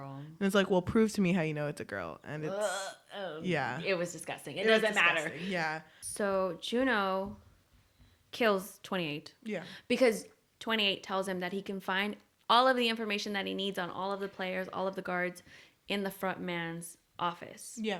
And he knows where it is because they saw it like in passing. It was in the same, path of the VIP. It doesn't matter. Anyway, so he sneaks in there, but he has to shoot the log. That goes another bullet. That's two bullets down. And so he gets into the front man's office or room, whatever, and he's like sneaking in there. He's trying to find some cheese mint, and the guards find 28's dead body. Yeah. And then the alarms go off, and they're like, oh my God, we have an intruder. But while all that is going on too, where we go back to the harvesting room where the doctor is, and he's just like, okay, I did what I had to do. What's the next task? Game. And the workers are just like, oh, we don't know. He hasn't told us yet. Yeah, he hasn't told us. And he goes wild. Yeah, he's like, what do you mean? I'm doing this for you guys. You have to tell me what the task is. Go figure out what it is. And it's like, well, it's not that easy. We can't just go do that. You just have to wait. We'll tell you before the game, though. And he's still super angry. So he ends up... Well, because also keep in mind that he's probably starving. Yeah. And he probably doesn't sleep. So he's losing his mind. Does he take a gun?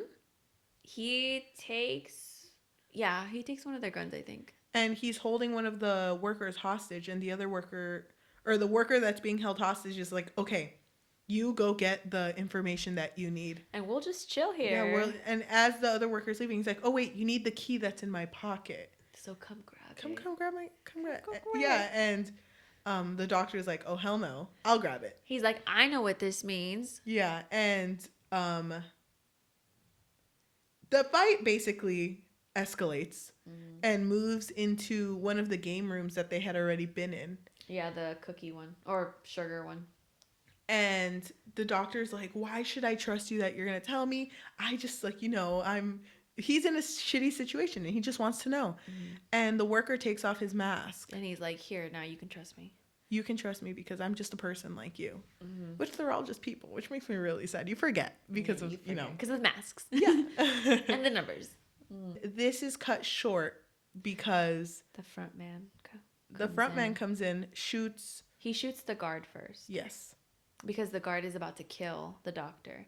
But he shoots him first and then he kills the doctor.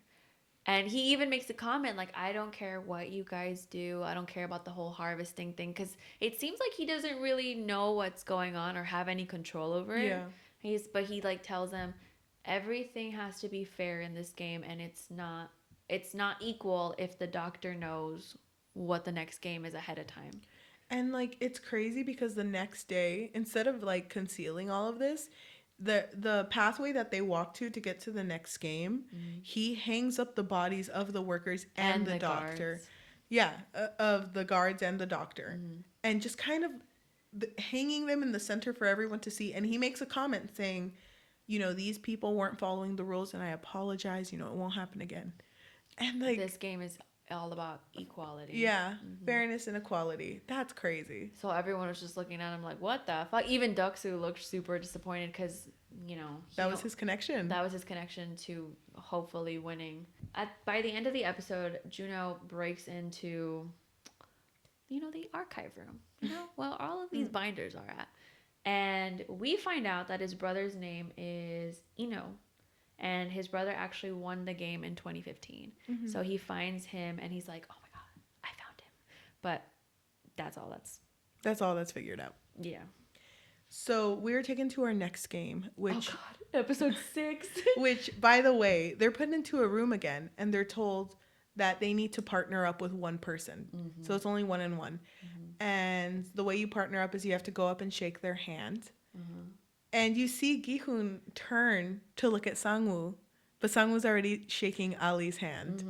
And it's like, Well, no, he holds his hand out first because remember Ali is such a sweet character because he looks at Gi-hun first to make sure that it's okay.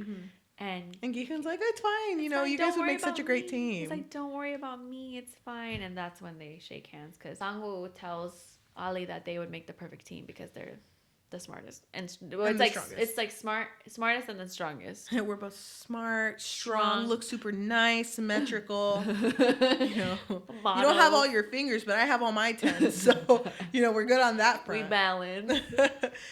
But you see Gi-hun struggling to find a partner. Because he doesn't want to pick the old man. Because, of course, the old man is not strong. Oh, and by the way, when they woke up that morning, the old man had peed himself. Oh, yeah, because he was scared. And Gi-hun was so nice because he took off his jacket and he's like, so you don't want to look like that. Here, let me cover it for you.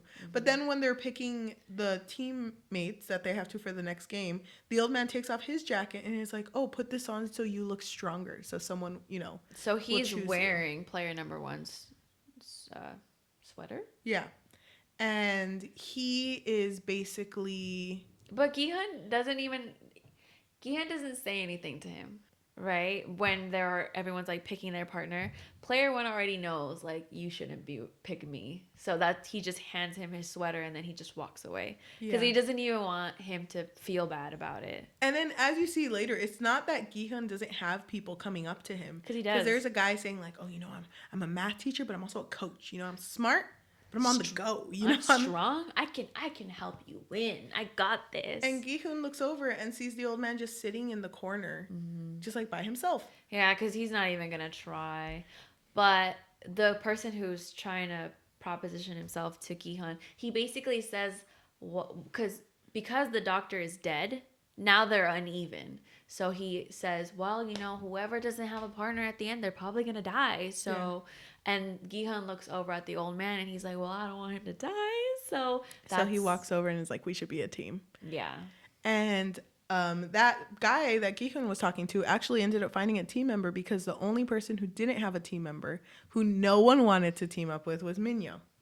She's like throwing a fit, like, why doesn't anyone want to be my teammate? She's like, I'm super strong, super smart. Yeah, she's going up to people, I'll do anything for you. Oh, I know, it's like weird. Yeah. She's trying to break, because two of the people there are actually married. Yeah. So like it's a husband and a wife, and she's trying to pull them apart, and she's like, girls are better, like we got this, like what if it's a girl game? But everyone ends up leaving with their partners and she stays behind and they pull her away. They just drag her away. And they drag her away. So we're taken to like, it looks like a little neighborhood, like a little like suburban town. And they are all given marbles, 10 marbles each. Well, first, every pair is given a guard. So a guard goes up to every pair and they have to follow the guard, and they're all separated in this neighborhood. So they're all in different parts pretty much. And that's when the guard hands them 10 marbles in a bag. Each, right? But before they even know what the game is, the old man and Gi-hun are super excited. Yeah, because like, I used to play marbles. I was really good at it. Were you good at it? Yeah, I was good at it. We can be good. gangbus. It's someone who you're willing to share anything with. Yeah, but as they're getting excited about this, and the old man's not listening anymore because he's super excited. So he's kind of like... He's in his own world. And you hear the intercom come on, and it's like, you guys have to compete for the marbles. One of you has to end up with 20 marbles, and the other person who doesn't is eliminated. And it hits... Like, you see the faces of all the characters.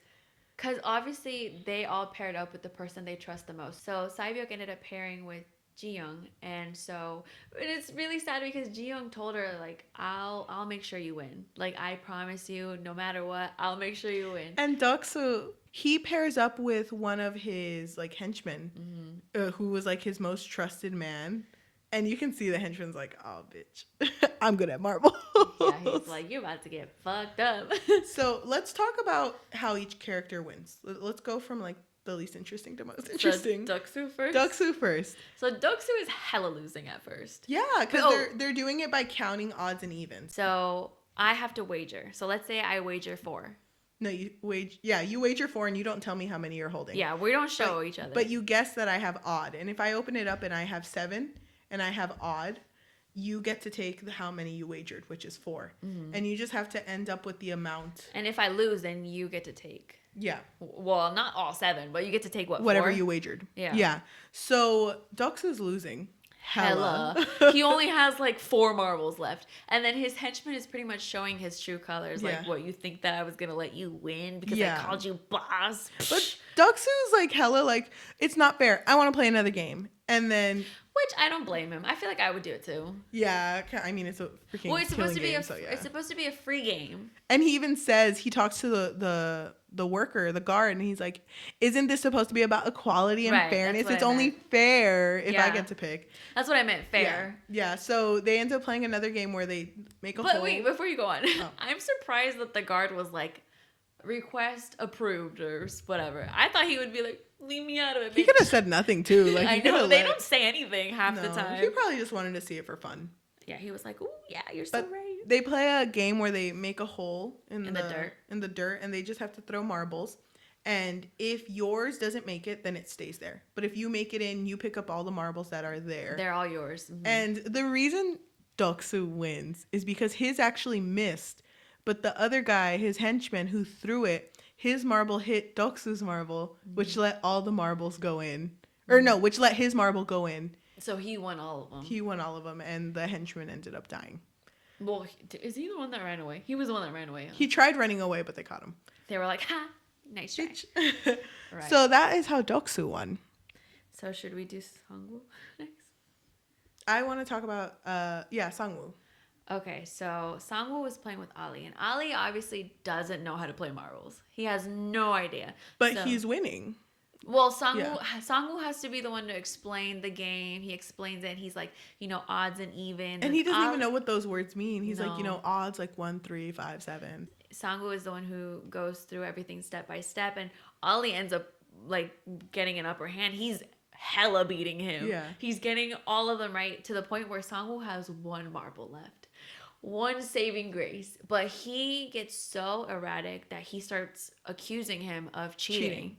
He's like, did you, like, are you cheating right now? Like, how are you doing this? And he, like, grabs him and he's, like, shaking him. And poor Ali, he's, like, freaking out. He's like, no, I promise, I'm not. And Sangwoo, like, looks for a while and then he composes himself and he's like, wait, there's going to be so many people. Well, he apologizes. Remember, he falls to his knees and he's like, I'm so sorry, Ali. Yeah. Like, I'm so sorry for saying that.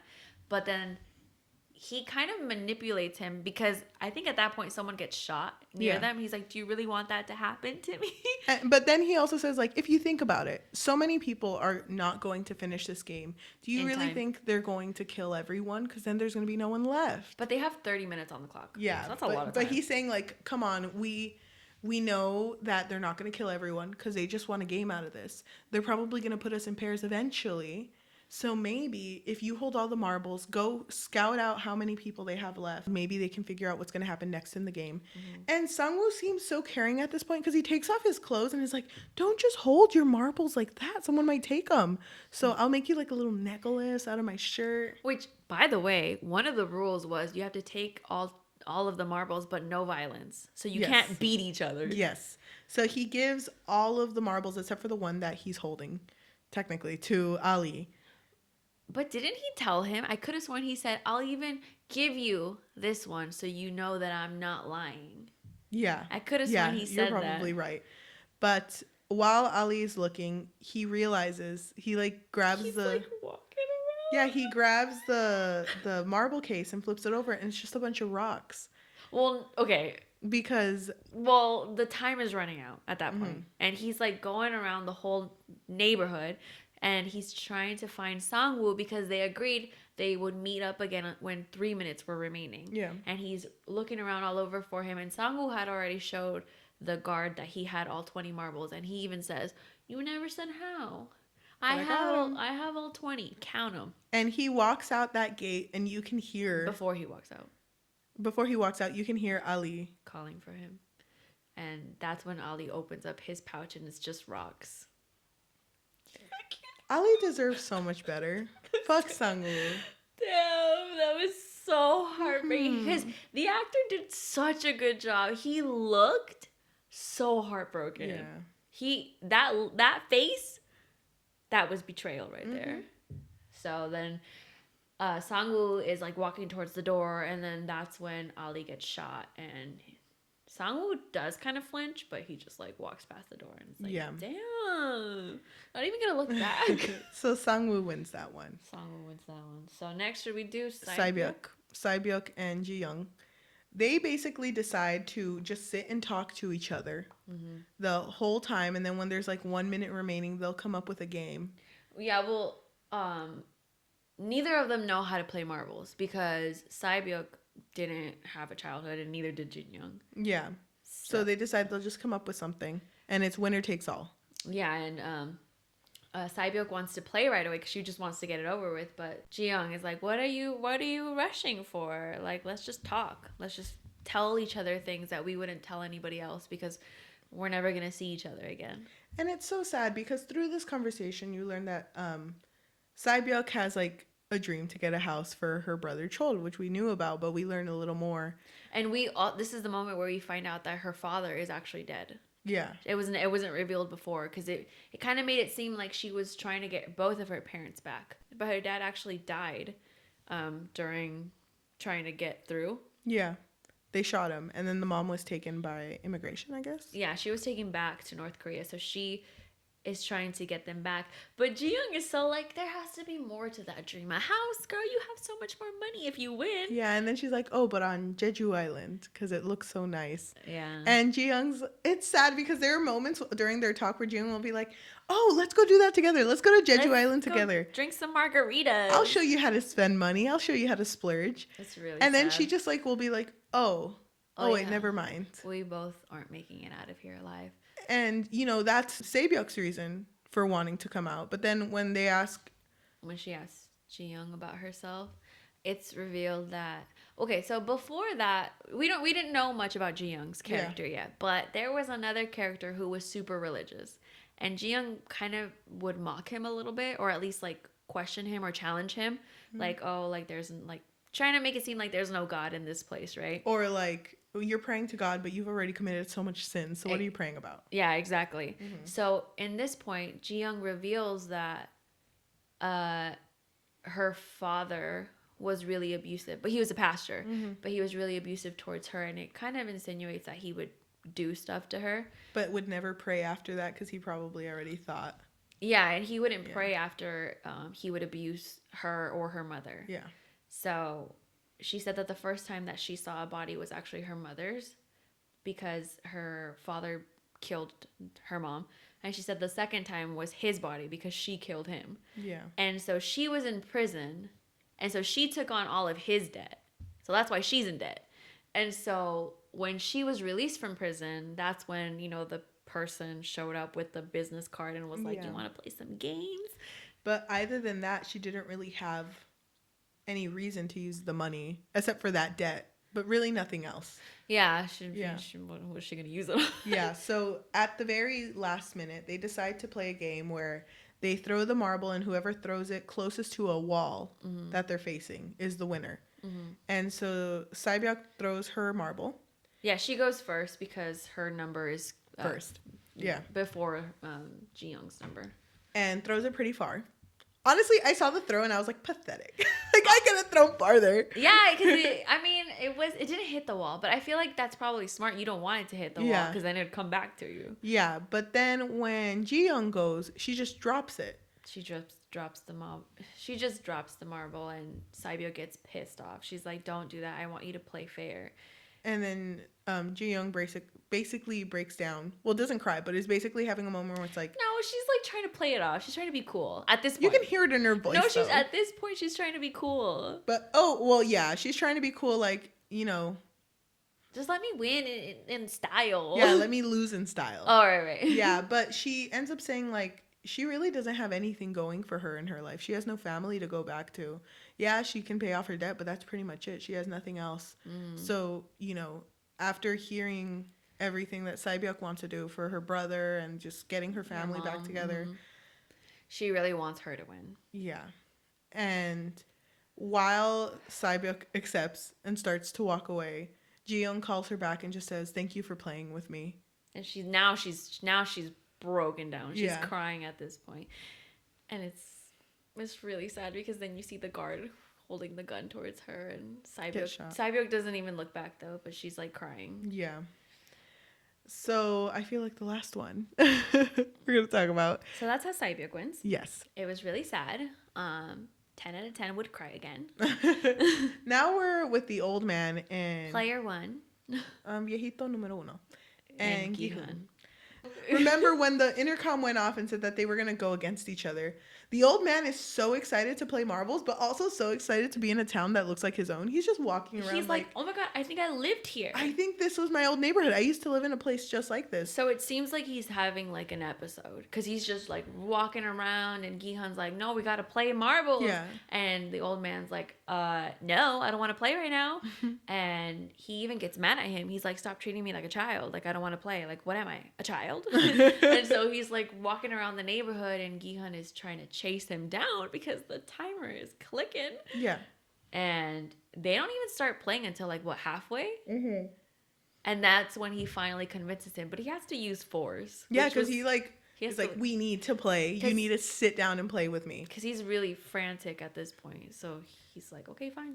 But when they sit down and start playing, the old man is really good at it. He's hella beating him. Yeah, but, you know, as he's playing and as Gi-hun is losing and just, like, completely, like, devastated that he's losing, there is a point where he guesses, it's like he guesses even. Mm-hmm. And then the old man's like, okay. And he's like, wait. No, yeah. Yeah, he's like, wait, I changed it to odd. And the old man opens his hand and it's even. And, you know, Gi-hun is like looking at this and is like he's torn. Devastated. But then the old man is like, wait, what did you say again? Did you say odd or even? But his hand is open so you can see what's in there. And Gi-hun changes his answer. He's like, oh, I said even. I said even. Didn't you hear me? The guard. Didn't I say even? Like, even, right? Play it back. Play it back. And he's like, I can't play. Play it back. Like, so basically that's how their game continues. So Gi-hun is cheating the whole time. Because the old man is really good at this game. And he's like messing with how the old man says it too. So if the old man guesses even and he's right, he's like, no, you said odd though. No, he's like, wait, what did you say? What did you say? Oh yeah, odd? He says it like that. Odd? Yeah, he's like questioning him. Mm-hmm. He's like, you said odd? Even? And odd? So when the game comes almost to an end, the old man brings up, oh, by the way, on the 24th, I have to buy my son a toy for his birthday. Like, I completely forgot last year. Yeah. And it's the last turn. And he's like, what did I say again? And he's like, oh, you said this. It's like, oh, I lost. I don't have any marbles. And the old man's like, can you give me a marble? And Gi-hun gets up and he starts to walk away. But the old man is like searching his pockets. I think he's about to hand the marbles to the guard. Oh, yeah, because he's about to hand the marbles to the guard. But you see the old man pull out a marble from his pocket and he's like, oh, I have one left. Mm-hmm. So he didn't win because he had that one marble left. Yeah. But at that point, the old man was like, I'm over it. So I'm over it. I'm going to walk around the neighborhood again. So he finds a house and he's like, this is it. This is where I used to live. Mm-hmm. And Gi-hun loses it and is like... He's losing his mind. Yeah, he's like, we need to play. You have one marble left. Let's just play. Yeah, because I think at this point they had like 5 or less minutes left on the clock. Mm-hmm. And so then the old man's like, I'll play with you, but only if we can do one winner takes all also. Oh, yeah, you're right. He was like, I want to do winner takes all. And he's like, how is that fair when you only have one marble left? And the old man was like, oh, well, how is it fair that you've been cheating this whole time? Like telling me. Yeah, he's like, how is it fair that you've been deceiving me this whole game? And that's when he and me and you probably were like... And your dad. Especially my dad. He was like, oh, hell no. He knew this whole time. But even after saying that, he just ends up giving the marble. Well, yeah, pretty much. Yeah, he just hands him the marble. And then he hugs him too. Yeah, he hugs him. And as and Gi-hun is crying, by the way. Full blown tears. as he's walking away too. Gi-hun? Yeah. As Gi-hun is walking away, the old man is standing there and he's like, oh, and by the way, the guard is holding his gun up already. They're just like, come on. We've been waiting. Cut it close. Yeah, but you hear the old man say, oh, by the way, I remember my name. It's Oh Il-nam. Il-nam. Oh Il-nam. He says it and then he gets shot. Right, but he gets shot when Gi-hun is like walking away at this point. So Gi-hun's not looking. Which I do want to point out that Ali and Il-nam, they were not shown to be shot. Ji-young was shown to be shot, and a lot of other characters were shown, but there were some that you didn't see them get shot. It was kind of like off screen. Yeah. Mm-hmm. Oh, you know what sucks too? We don't really have to talk about it much, but this was the game that, like you mentioned, a wife and a husband went against each other. Yeah, if only she would have gone with Minyo. I know it could have been better, but Minyo when they probably all would have come won. when the winners all come back, they see Minyo in the bed, and she's like, you know what they call me? Weakest link. You know, a little offended by it, but it's kind of catchy, so I'm gonna keep it. And they told her now. Because no one chose her, she just got to skip the game. Mm-hmm. So she slept for 10 minutes. Okay, well, was it 10 or 30? 30 minutes. Yeah, it's 30 minutes. But I mean, I want to be the weakest link. Damn, damn. If that's what we get, we see everyone come in, and the husband won. By the way, between the husband and the wife. Mm-hmm. And there's not many of them left anymore. I think we can move on to the VIPs episode. This is episode 7. Before we continue to VIPs, can I just tell the world that my dad was absolutely heartbroken when Il-nam died. He was like, first of all, he was cheating, so he should have died. Talking about Gi-hun. He was like, Gi-hun should have died. So my dad hated Gi-hun. Past this episode, he wanted him to die so bad. He was like, no, how could he have betrayed him like that? Yeah, so he really hated him. So your dad was the number one fan. He was of the number one old man. Exactly. He's player number one's biggest fan. So let's start with the next episode, which is called VIPs. Basically, the VIPs arrive to the island, and they're just a group of rich people. Oh my gosh, I totally saw that coming. So did I. I mean, obviously, because how else are they going to have this huge cash prize? That's like a lot of things. It's Banana Fish. It's like a trope. It's the Hunger Games. Everything is just like people who are the 1%. Then they're bored. They're bored, so they'll watch Killing Games. Mm-hmm. And make bets. Yeah, and like they're all jerks. Because you see one of them is like, oh, I'm so salty because I bet on 69. And he ended up hanging himself because his wife had died, so. You know, they're making a joke out of this game. They don't care that they're people. Mm-hmm. And while all this is happening, Juno, the cop, steals an outfit from one of the workers so he can be a server to the VIPs. Because he wants to, get closer to them. Because he's also recording. Yeah, he has his phone. Damn, that battery life. Oh my God. My battery, as soon as I turn on my phone, it's like 2%. It's not as good as that. No, same. But he's recording. He has it up his sleeve. And he's recording. And we see all the VIPs sitting in their own respective couches with naked women who are patterned the same as the couches. Animals? As the couches. Oh, animals too. Yeah, don't they look like animals? Yeah. One of them looked like a straight up. She was like just like the footrest. You know, exactly. I didn't even know what the hell they were supposed to be because they were so still. Yeah. I was like, are they real? Every VIP has their own respective couch area, and they're looking at the. It's like just like an opening, right? And they see they can see like the next game. And by their accents, it seems like they're like important. This is just a guess, but they're important rich people from different parts of the world. Oh yeah, because one of them makes a comment that South Korea's game is so much more fun than all of the other countries. So it's insinuated that this happens in every country, or at least multiple. Or different types of killing games happening in different countries. Exactly. So the host is in the front. And he's like, I'm so excited to have you guys. Oh my God. Tom, sorry. My bad. We're not supposed to say each other's names. There's 16 players remaining now. Yes. And so they walk into another white room because all of these rooms where they have to like pick their like teams or whatever, it's like a white room. And so in front of them, they see mannequins and 16 mannequins wearing 16 suits that have all 16 numbers, like respectively. No, they're just vests. Just 16 Oh, yeah, vests. yeah. So they're all numbered from 1 to 16.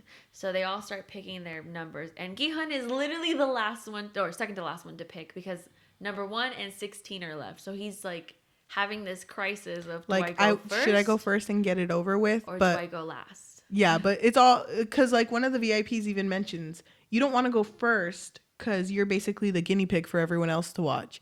But you don't want to go last because you don't know the outcome of like the game that you're going to be dealt with. Gi-hun is going up and choosing the number 1 vest. One of the characters goes up to him and he's like, you know what? I've never been the main character of my life. Not even once. So can I please just this one time? I just want to be number 1. I want to be number 1. And Gi-hun is like, oh, bitch, fine. I'll be number 16. And so they grab their vests and they go up to a glass bridge. And it's not even a bridge. It's like you have to hop to get across. So there are 16 tiles across on one side and 16 on the other. And you have a choice of to go on 2. Yeah, basically, so they're the whole way side across. by side. So the way that the numbers were like given, number 1 has to jump first. But the thing is, the glass is normal glass and tempered glass. And the thing about tempered glass is it can only hold, is it tempered glass that 2 can't hold people. too much? No, tempered glass is the one that holds 2 people's weights. Yeah, and then normal glass will break at 1 person's weight. So you basically have to choose the tempered glass in order to make it across. So it's just a game of luck, pretty much. Yeah, and to be number 1 sucks because you basically have to be the first person to jump. And so you have to jump in order. So the first guy jumps and he's feeling a little confident because he gets the first one right. Yeah. Yeah, he gets the first one right and then falls immediately. On the next one, yeah. Yeah, and this game goes on and it sucks because people are getting angry. Thrown. Yeah, people are getting angry because there was one guy who stopped. I think it was the religious guy. And started to pray. He started praying. He was like, God, illuminate the way. Oh my gosh. Nothing against religion. It's just like the fact This that is he not the stopped. time. I know everyone else is like, numbers 11 through 16 aren't even on yet. Like, you need to hurry this shit up. So Can you pray a little faster? I know. I'll pray with you. Like, which one are you doing? Okay, so the person behind him is random person, but the person behind the random person is Deoksu, right, Deoksu? Yeah. Or it's like Deoksu is like close by, and so Deoksu tells the guy in front of him, if you don't push him, I'm pushing you. And so the guy tries to fight with the religious guy, and so they're fighting, and the religious guy pushes him, and he's like, oh my God, thank you, God, because he pushes him into the glass that breaks. So he gets his next step, and this starts to happen now. There are people who are pushing each other, and the religious guy doesn't make it because he falls.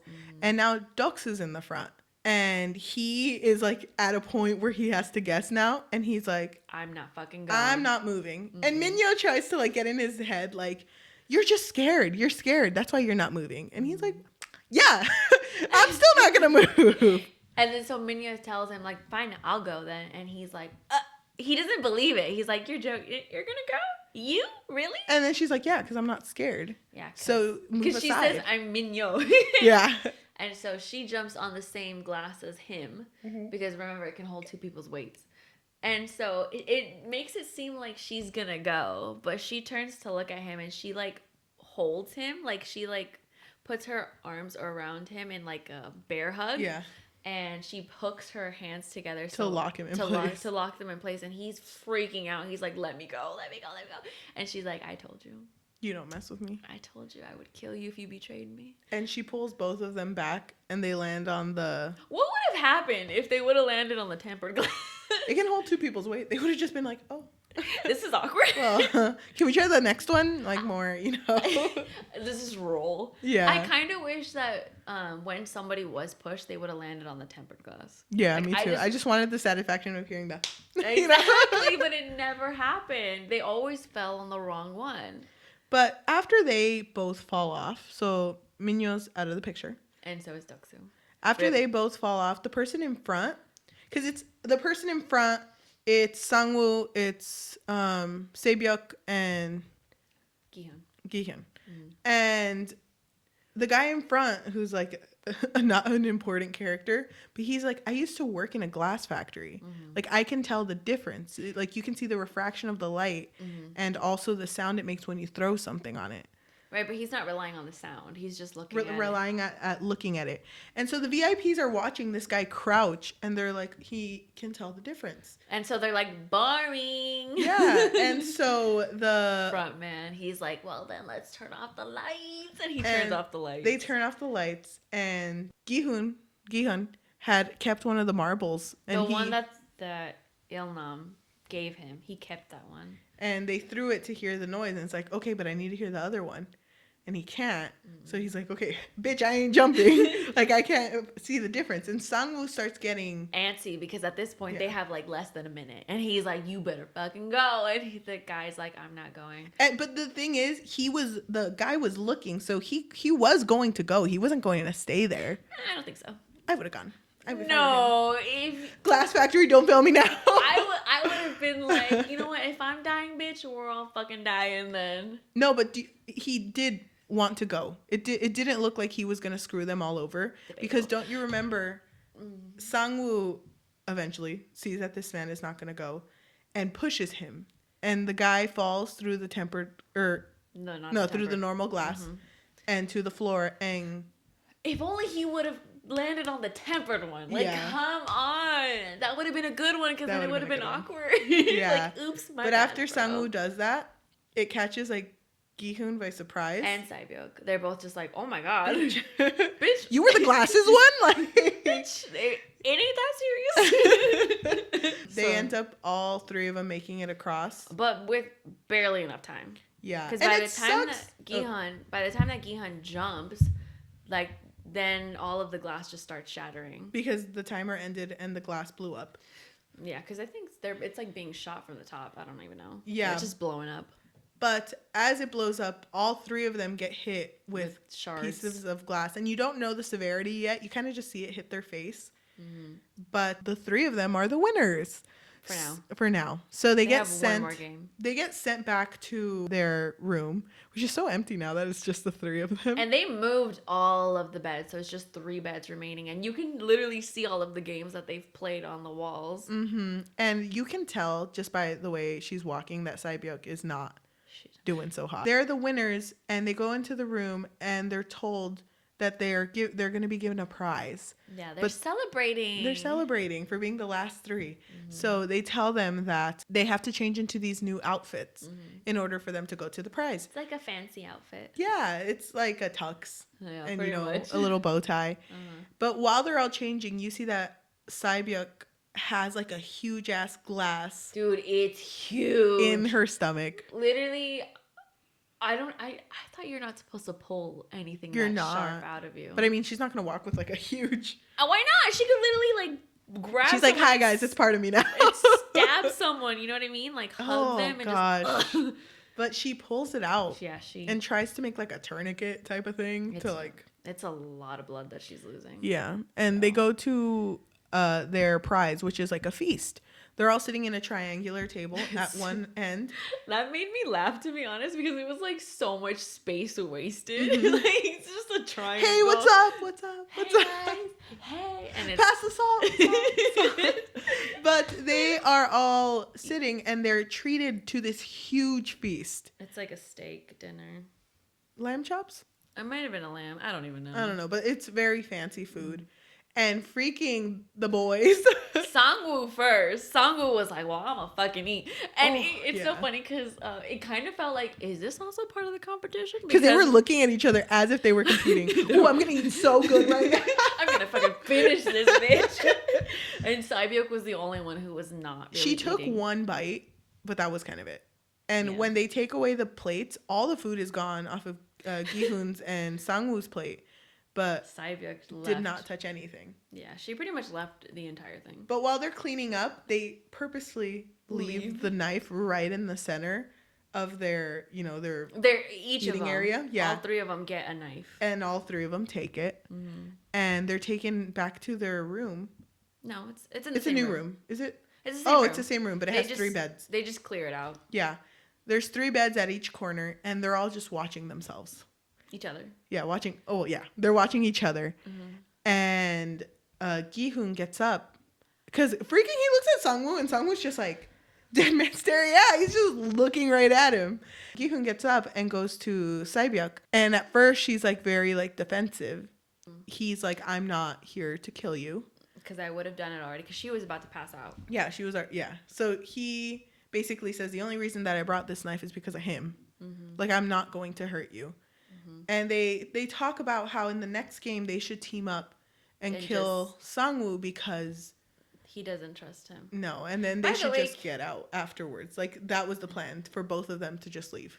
Yeah, and then by the way, like, Sangwoo and Gi-hun grew up together. So that's a big thing for him to say. That's a big thing for him to just be like, you know what? I don't trust him. So we once played tic-tac-toe. That bitch cheated. Cheated in tic-tac-toe. He read my mind. You see that how he pushed that guy in the glass? That could have been me. I mean, it wasn't, but it could have. Could have been. What if I picked number 14? He would have done it. I know he would have. But then Saibyuk is just, she's obviously like at the end. She's dying pretty much because she's lost so much blood. And she starts speaking very like already knows that she's gonna die, so she's like, can you please? Well, she says like, well, if I don't make it, can you just promise me that you'll?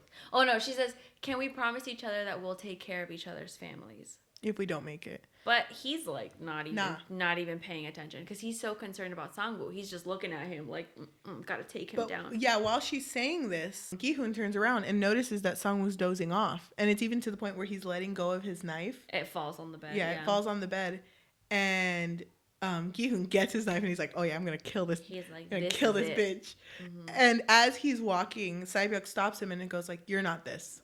You wouldn't do that. Yeah, you're not this person. But she ends up passing out because of loss of blood. And he notices because it's just like a huge red mark.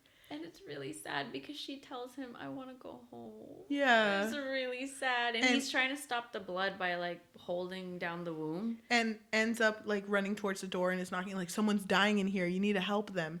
He's like, come on, how are you going to see your final game? And so they open the door and he is assuming, they're here to help. Mm-hmm. But he sees the huge coffin. And then when he looks over, Sangwoo is standing over the bed, Saibyuk's bed, and he had literally punctured her neck with the knife. So she was dead at that point. Because, damn. He went deep. That death hit me the most. That sucks. She was just a child. Yeah. So it's a shame. It hit me the most because I was like, damn, her brother only has her. Yeah. Yeah. And then at that point, Gi-hun wasn't really paying attention. Like, yeah, she told him, like, where her brother is, like, his name, whatever. But he wasn't really paying attention because he was so focused on Sangwoo. Mm-hmm. And he didn't promise. He didn't make a promise. And so Gi-hun is trying to fight with Sangwoo because he's heartbroken, obviously. Yeah.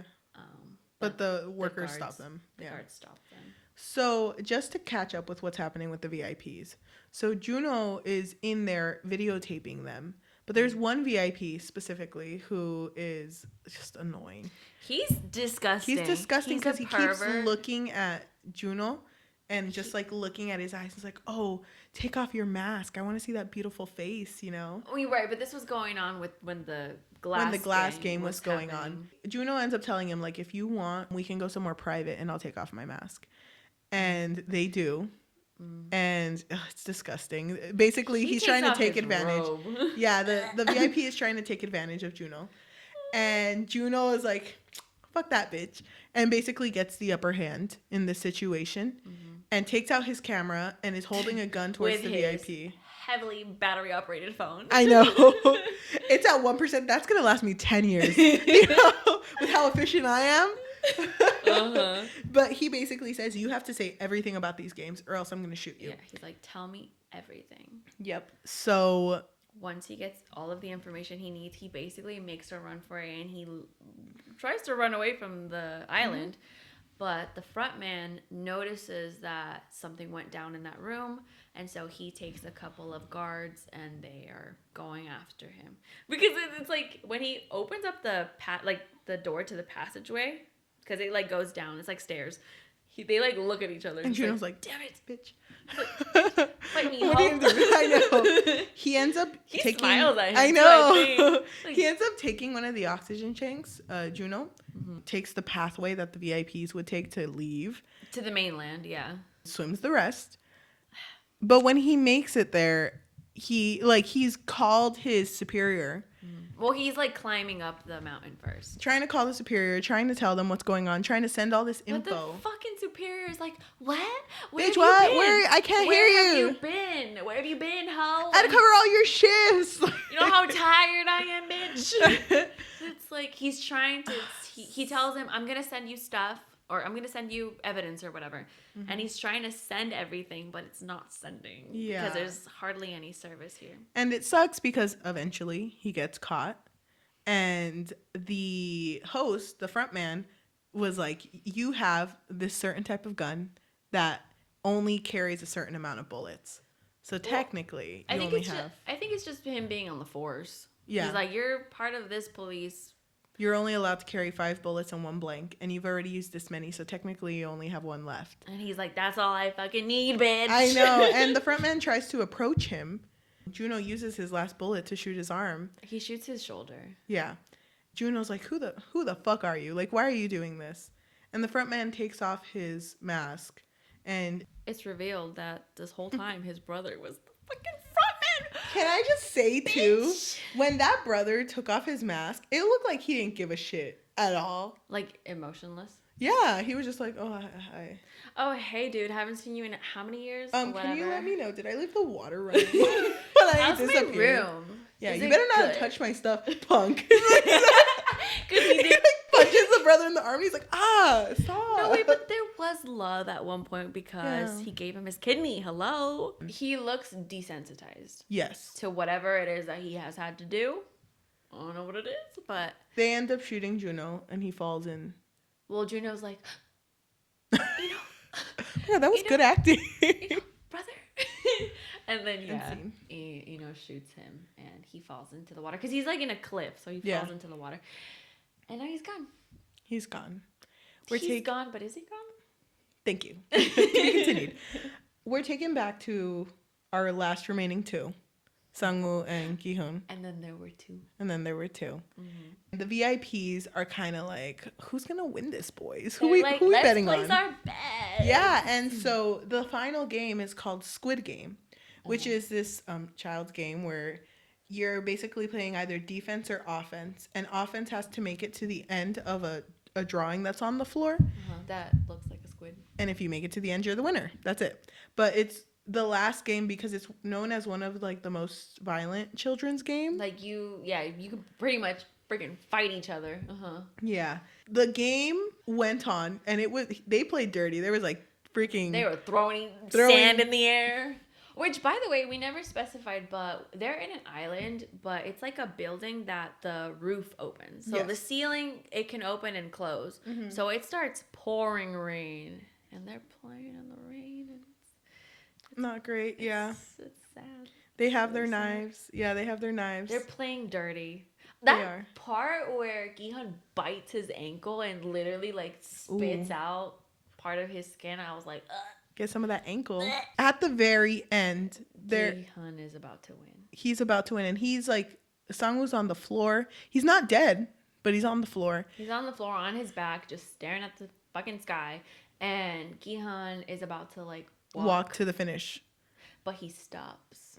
And all of the VIPs are like, "What the fuck?" Yeah, and he says, "I want to quit the game. Yeah, I don't want to play anymore. I want to forfeit the money." Which we never specified, but when you forfeit the money, if the game is over, it goes to all of the victims' families. So Yes. all of the people that died, they would get a share.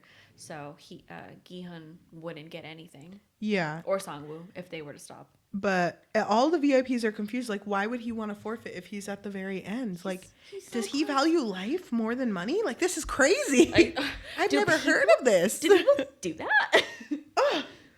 He's just So- completely in and shock. it's really sad because, like we said, they grew up together. So Gi-hun walks up to Sangwoo and he's like holding his hand out for him, and he's like, "Let's go home.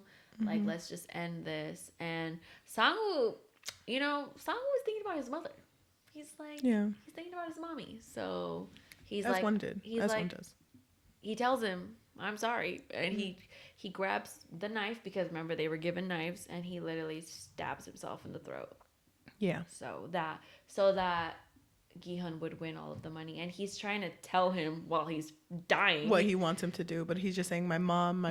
He's just saying mom. Yeah. But of course you get what he's saying. Yeah. And Gi-hun's like screaming. The way that he was screaming was really heartbreaking. Yeah. I was like, damn. He lost everyone. Everything.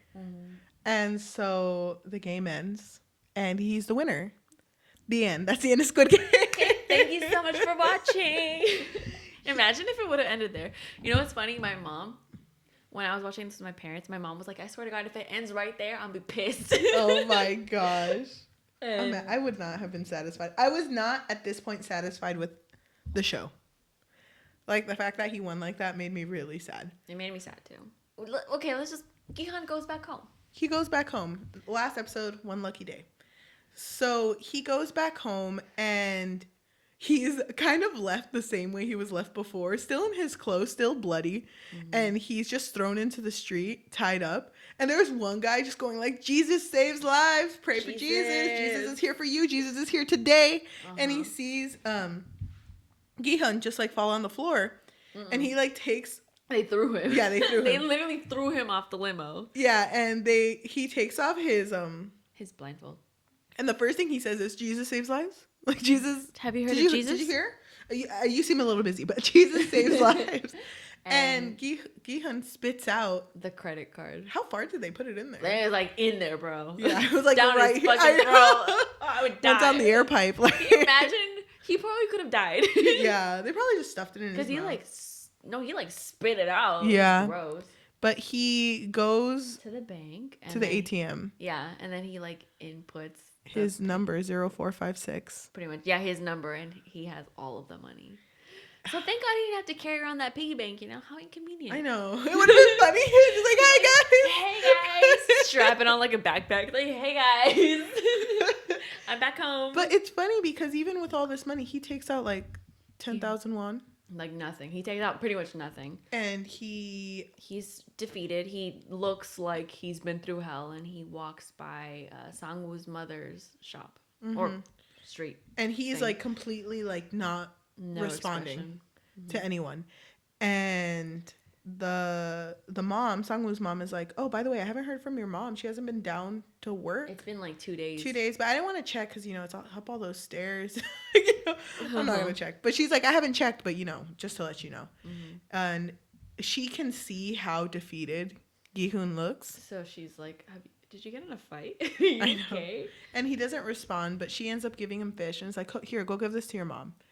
And Gi-hun holds up the money that he took out, the 10,000 won, and she's like, "Oh, no, it's fine." She's like, you need it more than me. So he makes it back home and turns on the light, and it's just like, Well, "Oh no, he doesn't."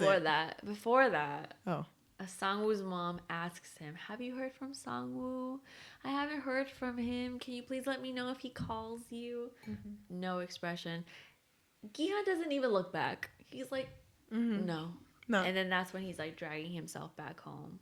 And when he gets in, he doesn't turn on the light. He's walking around calling for his mom. In the fucking dark. In He's the- like, in the "Mama, dark. I'm home." I know. And finally gets into the room and sees her on the floor, and at first assumes that she's taking a nap. But If only. yeah, but he starts like shaking her. Do you really think that he thought she was sleeping? I don't think I feel like when you are put in that situation, you're in disbelief. So he probably wanted to believe that, but she was just sleeping. knew that because she was severely diabetic, she passed away. Yeah. So he was left with absolutely nothing. He literally, but is like filthy rich. He literally laid down next to her and started hugging her. And he was like talking to her like she was actually sleeping. And it's like, bro, yep. I hate to be the one to tell you this, but So 1 year passes. And he has hella survivor's guilt. Yeah. So he has not touched the money. I don't think I would either though, because that shit's, you know what's funny? I feel rough. like the more popular discussion is the opposite of that. The opposite of not touching the money. Like, bitch, I would have used it. Bitch, I would have been on a yacht. He looks completely like hair outgrown. He has a beard. He has a mustache. He has hella survivor's guilt. Yeah. And I mean, he has not touched the money. No. And he still like, you know, is like he's still like living the frugally. life normally like he was before. Mm-hmm. And he goes to a bank because he was called in.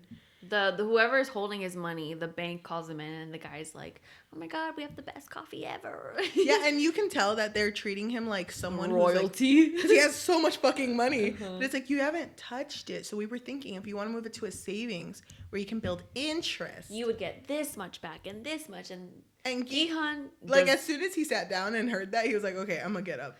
He gives no fucks. And he even asked the guy for money. For bus fare. Yeah, he's like, "Can I borrow like money?" 10,000 won. And the guy is like, bro, have you looked at your account?" I know. But he gives him the money, though. Yeah, he gives him the money. Whatever. But he is miserable. He's miserable. He's sitting by the beach drinking. And then this old lady approaches him and she's holding like these flowers. And she's like, "Do you want to buy some? If I don't sell any, then they're just going to go bad." And he's like, hands her money. And she hands him one stem.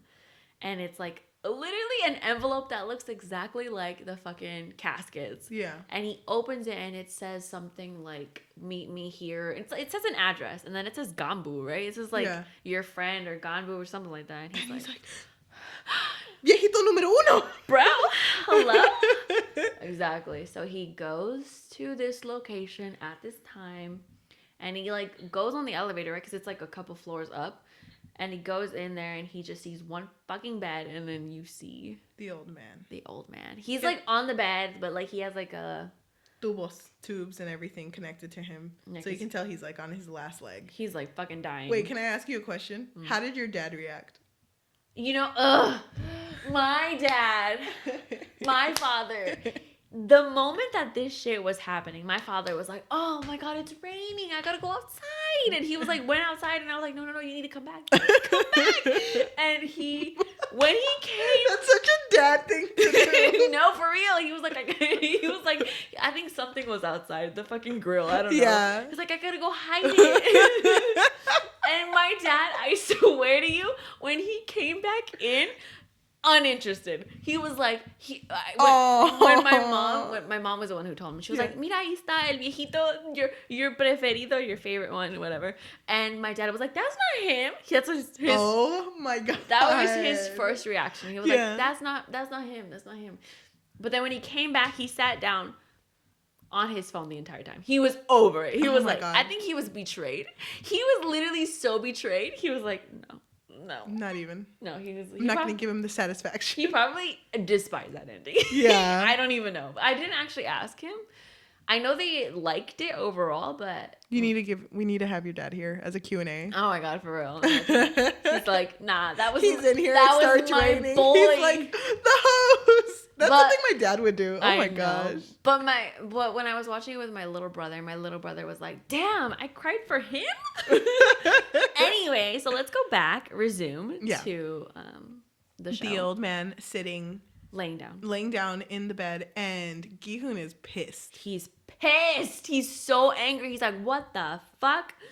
We were Gangboo. We were Gangboo, and now we're gone." I hate it. But the old man is just kind of like, He was like, does he tell him he's the main? Yeah, he basically tells him, like, I had all this money and then I was bored. I was bored and I wanted, I wanted some fun. But everything that he told him was true, though. Like, he really was dying or was battling dementia, and, he had that tumor. And he was like, once I joined the game, I can't. Like, it was pointless to stay, right? Mm-hmm. Like, there was no point in... He was supposed to be with the VIPs and entertain them, but he had left because he was like, it's pointless. It's not fun when you're not playing it. Mm-hmm. So he was literally only in it for the fun. He was having fun. He was like, you and me, we were bonding. And Gi-hun is trying to understand why. Mm-hmm. And he's like, because, like, life is fair in there. And so they look out the window. And there's a homeless guy, and it's snowing, by the way. There's a homeless guy, like, falling asleep in the snow who's most likely drunk. Mm-hmm. And the old man is like, let's play one more game. I bet you that no one will help that man. By midnight. Like, no one's going to help him. And he's like, if you win, I'll tell you everything you want to know. If I win... He doesn't even want anything. He's like, what am I going to do? If I win, I'm going to hold it over you for the rest of your life. I'm just going to make fun of you. Yeah. That's it. But they are basically talking about how, the old man's just doing this for fun. And when there's, like, a certain point before midnight where this lady comes up to the homeless man. But she walks past him. She, like, goes over. She, like, hunches over first. Mm-hmm. And he falls to the side and she just walks away. Mm-hmm. So it's like, oh, damn. Right. So so what's it? Ilnam?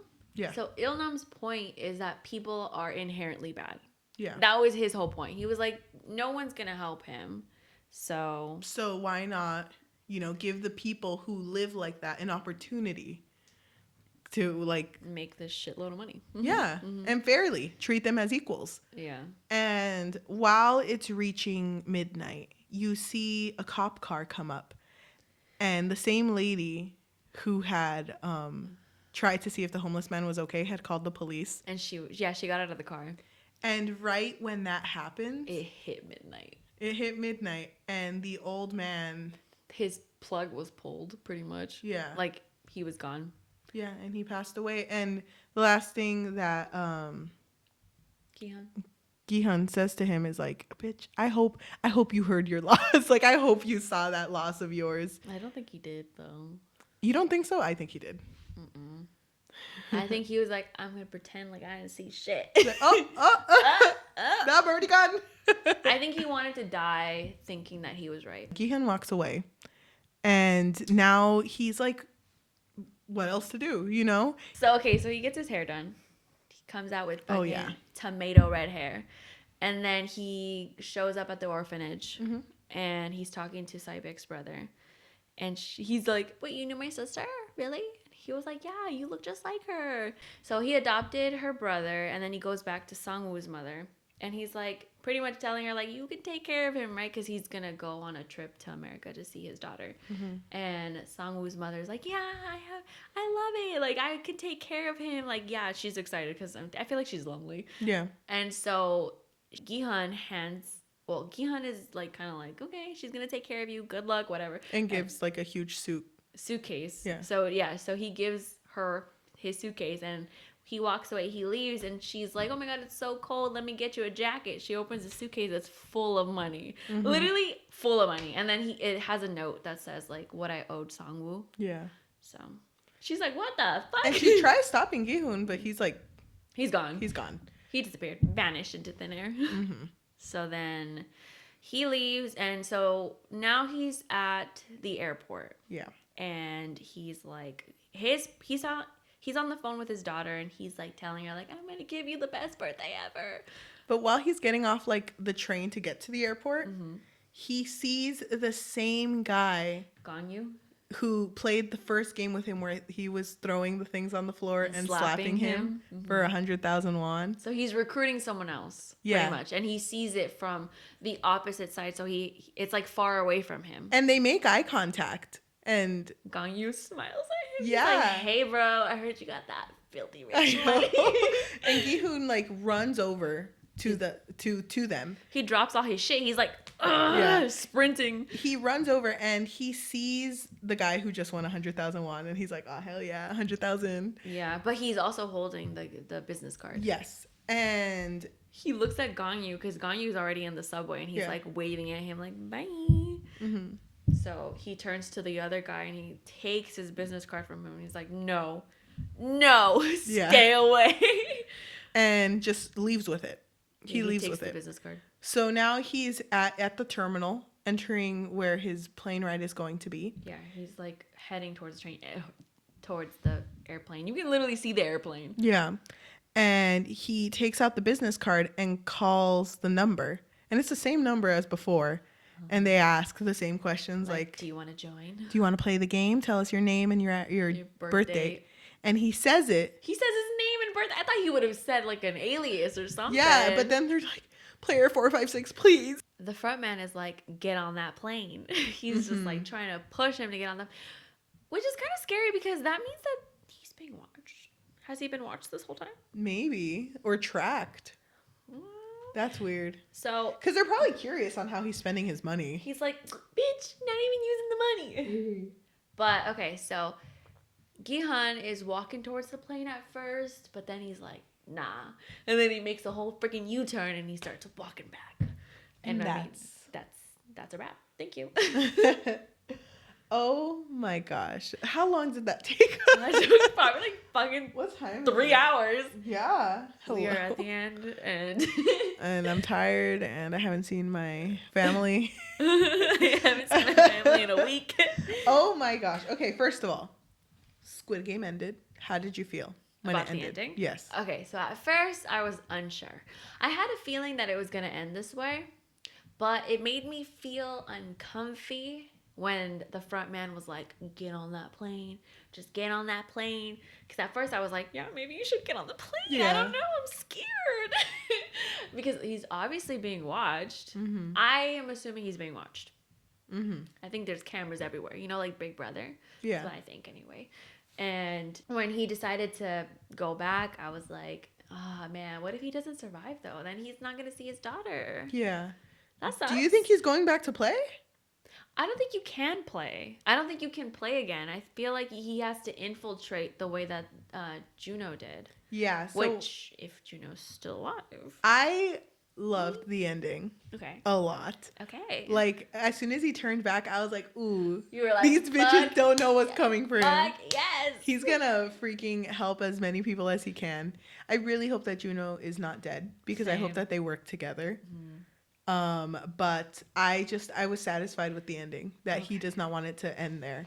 Yeah, no, I was satisfied too. I really liked the ending too. I was scared that it was going to end in a way that it would be like, oh, well, great, you have all this money, but all these other people are fucked. So yeah, and then it ends like that. It's like, that sucks. Mm-hmm. But I feel like from the beginning, even though Gi-hun was in so much fucking debt, he's still kind of like, I think he was still kind of a good person. He was. Even though he was, you know, like stealing his mom's money, but like, you know. But he still had a kind heart. He cared for his mom when she started to get sick because he realized that he was taking her for granted. Yeah. And he cared for his daughter. And, you know, he was just in a rut. He was in a tough place. I just feel like if there is a season 2, I don't know if they were confirmed yet for a season 2. I think it was. But if there is one, I feel like I hope he gets the satisfaction of ending the game, or even if he puts himself back in it, so the VIPs, I don't know, you know, kind of like Hunger Game-ish, where it's like, oh, get all the winners, oh, so then right, the freaking front man can be in there. Wait, that would be cool. Yeah, I would like that. That's what it feels like. I would like that. I would really enjoy He'd that. be fighting viejitos though. Oh shit, sorry. I don't know if it's been confirmed, but they did say that I think it has been confirmed because I did read on Twitter, or I think it was on BuzzFeed, I don't remember. Squid Game has been everywhere, so it's kind of hard to keep track where things are coming from. But it was revealed that they wanted season 2 to focus more so on the front man and his brother. So I feel like what I'm guessing, if there is a season 2, I think they are going to go back to how he won the game and why he's even there to begin with. Damn, that Maybe would be a good season 2. What if, speculating here, what if he's there? Like, what if they're, like, threatening his family? Like, what if they're like, if you don't stay here and be the front man, your brother, gone. Dead. But his dad's there, too. Who's dad? His dad, who's in the games, or viejito. Who's dead? Isn't the viejito? Okay, wait. Okay, never mind. Never mind. Cut that out. It hasn't been confirmed who the son is. But their names both have. All of them had il. What? Mine blown. Didn't they? Yeah, no, because he talks to the host. He's the dad. Well, there's a lot of speculations on who he's related to because there's. I know there's like 3 people. Why don't we? Wait, let's okay. Before we talk about theories, because there's 1,000 of them, let's go through what you thought about the show overall. Overall, not just the ending, just overall. Overall, I ended up really liking the show. I did not think I was gonna like it that much. I did go in with a few already biases because, I mean, I've heard a lot of people talk about the show, and I hate. I know. But it's like I really hate when people watch things at face value. Like, yeah, but I don't want to gatekeep because you can like whatever you want, but it kind of like hurts me because I'm like, oh, I want to talk about this with you, but it's like you don't see it the way that I do. Yeah, and it's like people just get deeper and deeper and deeper into it. But, yeah, I mean, it's totally fine if you want to see it as surface level. Yeah, exactly. It's just that I feel like this show is worth so much more. Like the recognition that it deserves should go into like how much thought they put into their show. Yeah. Like, for example, like, I think that people don't realize that they didn't really have a choice. Even when they went back home on episode 2, you realize that their home life is so sad. Yeah. They don't really have a choice. It's like, it's an illusion that they were able to go back home because they realized, oh shit, my life fucking sucks. So... And I think that people don't really realize that because I've seen people say, well, they decided to go back. It's like, well, you don't really get to decide when you're in this much fucking debt. Yeah. And if debt ruins a man. And a woman too. And if you realize they all were in debt for different reasons. Like for example, Gi-hun, that wasn't even her debt. That was her dad's debt. And I mean, I think it's easy to forget that your life can change so quickly. It can literally be a car accident and your life will change. Yeah. Even with COVID, whether you believe in it or not, even with COVID, like people have been hospitalized, and because they were hospitalized for however long are now in a debt. They're in hella debt. Like I've read stories of people being in like hundreds of $1,000s to $1 million in debt. And it's crazy and it's scary. Yeah. It's like your life can change so easily and so quickly. And it's like, I think it's easy to judge. Like, oh, well, how did you get there? Mm-hmm. You must have done something bad. Mm-hmm. But it's like, you don't understand how easy it is to be here. Damn. It kind of reminds me of like school and like grades. Like how easy it is to go from an A to an F. And how hard it is to go from an F to an A. Yeah, that's what it reminded me of. That's how it feels. I just get really sad when people are in debt because I know how hard it is to get out of it. Yeah. Freaking, it's not. Because everyone has different circumstances, like you said. It's just saddening when it's like a circumstance that you couldn't control. Or a circumstance that you fucked up, kind of like Sangwoo, but you can't really do anything about it now. Because I'm pretty sure he probably tried to get himself out of the debt, but it just kept going back in. Yep. That's probably what happened with him, and it just sucks. What were your overall thoughts?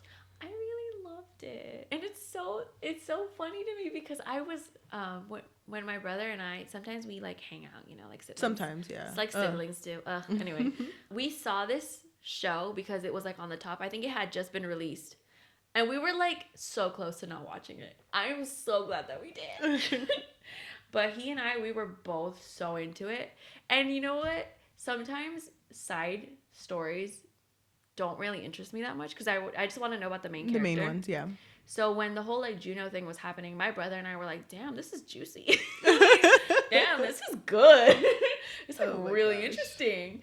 I really loved it. And I think that when I finished watching it, I could not stop thinking about it. I swear to you, for like a week. It was like in my head the whole time. I was like, picking up different things every Yeah. time like I would think about it. And then at that point people were getting into it, so then they would like highlight different parts of different episodes and like, what if this connects to this and then this Yeah. connects to that? And it's like, damn. But why don't we talk about theories? Okay. You have a lot. I have a couple. I have a couple too. There's the obvious one that I've heard like everywhere, which is when the first guy came with the luggage and the Gong flipper. Yu? Yeah. Gong Yu. With the two colors. It's like, okay, what color do you want to choose? And it was Oh, between yeah, blue yeah, and yeah. red. Mm-hmm. It was like choosing if you were going to be a player Or a guard. or a guard. Yeah, since Gi-hun chose blue, people were like, what would have happened if he would have chose red? And it was like, maybe he would have been a guard. Yeah, I've heard that one a lot too. Well, how do you feel about that one? I really loved the thought of that. I was like, damn, can you imagine? Because it reminded me of that prison experiment. That's what I thought of the whole time I watched this show. Uh-huh. Damn. I thought about that too. I was like, well, You want to explain that? It's the Stanford prison experiment, right? Where it's basically they just took like these regular ass people and they randomly assigned them like, you're gonna be a guard, you're gonna be a prisoner. And people took their roles so seriously that it became real. Yeah, they started acting like prisoners and they started acting like guards. Yeah, exactly. So it felt like that. And I feel like I can see that theory being real. Mm-hmm. I can see it too, but when somebody else pointed out that when they were showing like the videos, yeah, they were like, well, you can see people did choose red, so it's like, well, are they there or are they guards? I don't know. Like, where are they? One of the guards is like, that's me, that's me. Oh I'm a dead bitch. Thanks, guys. I hope they do explain more about the guards though, because I'm Yeah. very curious. Yeah. So like you mentioned, there's a lot of theories surrounding Il-nam's character. Deadliest. Who is his son? Yeah. Because I've heard about I did not hear about I just assumed that because they both had Il in their name. And also the old man was talking to the front man and he was like, I want to be in it. But it kind of felt like, sorry. Dad, no. Dad. God, Dad, you're so embarrassing. That's what it felt like. So that was my assumption. It wasn't that I read it anywhere. I just assumed it. Oh, I did not even think about that. Yeah. No, I read that people assume that he is Gi-hun's dad because there's a scene where they're feeding them, where Gi-hun is given milk and bread, and he doesn't want to drink the milk. He doesn't want to drink the milk because he's like lactose intolerant or whatever. I don't know. And Il-nam is like, oh my God, I bet you were spanked a lot like as a child. And he was like, how'd you know? And Il-nam tells him that, oh, because my son is really similar to you. He tells him that, oh, my son is really similar to you. Mm-hmm. But there was another thing that they pointed out was that the birthday was his the 24th. I don't think it was the 24th. But Il-nam said that it was around the 24th, no? Because he said, oh, my son's birthday is like a few days from now. And is today the 24th? It's like, I don't know. Like their birthdays kind of connected. I didn't actually do the research, though. I was just kind of listening to what other people were saying. And they also pointed out that on the Marbles episode, they both said that, oh, we lived in similar neighborhoods like this. Mm-hmm. So the people who are bringing out this theory are assuming that the only reason why Il-nam never revealed himself as his dad was because he was battling the dementia. Damn. But then there's other people who are assuming that he made this entire game to find his son. And I'm like, I don't know about that. How are you going to find your son? How are you going to... I know my son's going to get in debt. I just know it. He broke. I don't know. I mean, I like this idea. I really do. But I just feel like he would have told him, you know? Yeah. I just feel like he would have told him at the end, like, by the way, I'm your father. You know? What else? What else have you seen? Okay, so this is from a Redditor. I saw this from Screen Rant, by the way. So they just like compiled a bunch of different theories. Yeah. And so this is from a Redditor known as I Actually Know Nothing. Love that for you. And they speculated that the plane that Gi-hun was about to aboard was actually intended to blow up. And it was foreshadowed in a conversation between the VIPs and the front man, where one of them says, rich or poor, in a plane crash, you are all the same. which would make sense why the front man was like, get on the plane, beach. That's scary. That is scary. Do the winners actually get to like... I don't know. I mean, the front man did. What if they don't, though? Like the other ones? Yeah. The other winners? Maybe they don't get to enjoy their money. Oh, that's scary. Okay, so another thing that they pointed out was that the dorm where they were staying, you know how the beds were all stacked on each other? Yes. So the reason why they look like that was it was intended to look like a warehouse, kind of like a store where you're selling product, so that the humans would look more like objects rather than humans. I wouldn't be surprised with that. Yeah, no, I think that's what the intention. creator. Yeah, I think that's what the creator said was the intention. Yeah, that's horrible. But like, I like the touch, you know, like the thought of it. Yeah, it's sad, but you know, he really thought this through. Can you imagine? I know we already said it. Can you imagine being the one that slept on top? I would hate it. I'd be like, bitch, why'd you put me on the top? I have to climb up a whole ladder to get up there. I'm already playing a game. So I don't know if you read this one, but I don't know who originally said this, because I've seen it in a couple of different websites now, where episode 2, Hell, revealed how everyone was gonna die. So Gi-hun, let's talk about Gi-hun first. So Gi-hun swears on his mother's life when he tries to convince Sae-byuk to let him off of the... So when they're like thrown out of the van and they're both like tied up, Sae-byuk gets free and says, I swear on my mother's life that I won't ask you about the money. Right, because Sae-byuk was the one who stole the money in the beginning. Whatever, details. And he actually tries to go after her, so that means that he didn't even care, right? Or he didn't really think anything of it. And his mom died. Right, exactly. Damn. So Sangwoo was about to end his life, and the way that he died was he actually did end his life. He pierced his neck with the knife.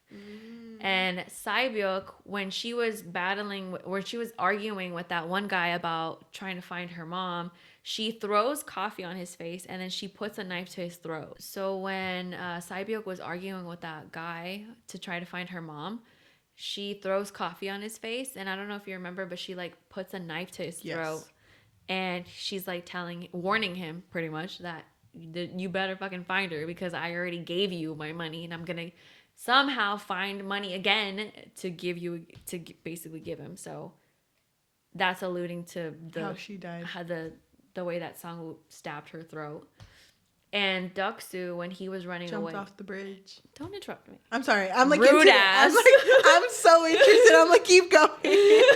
Anyway, when Deok-soo was being chased around, the way that he got away was by jumping off a bridge. Yeah. And that's how he died. It was because Minyo fucking pulled him from that bridge and they fell off the bridge together, which kind of romantic. So, and then Ali, which was the last one, remember how he was like, he stole the money? Mm-hmm. So they were basically saying how him stealing that envelope was the same as him finding the marbles and finding them to be the fucking rocks.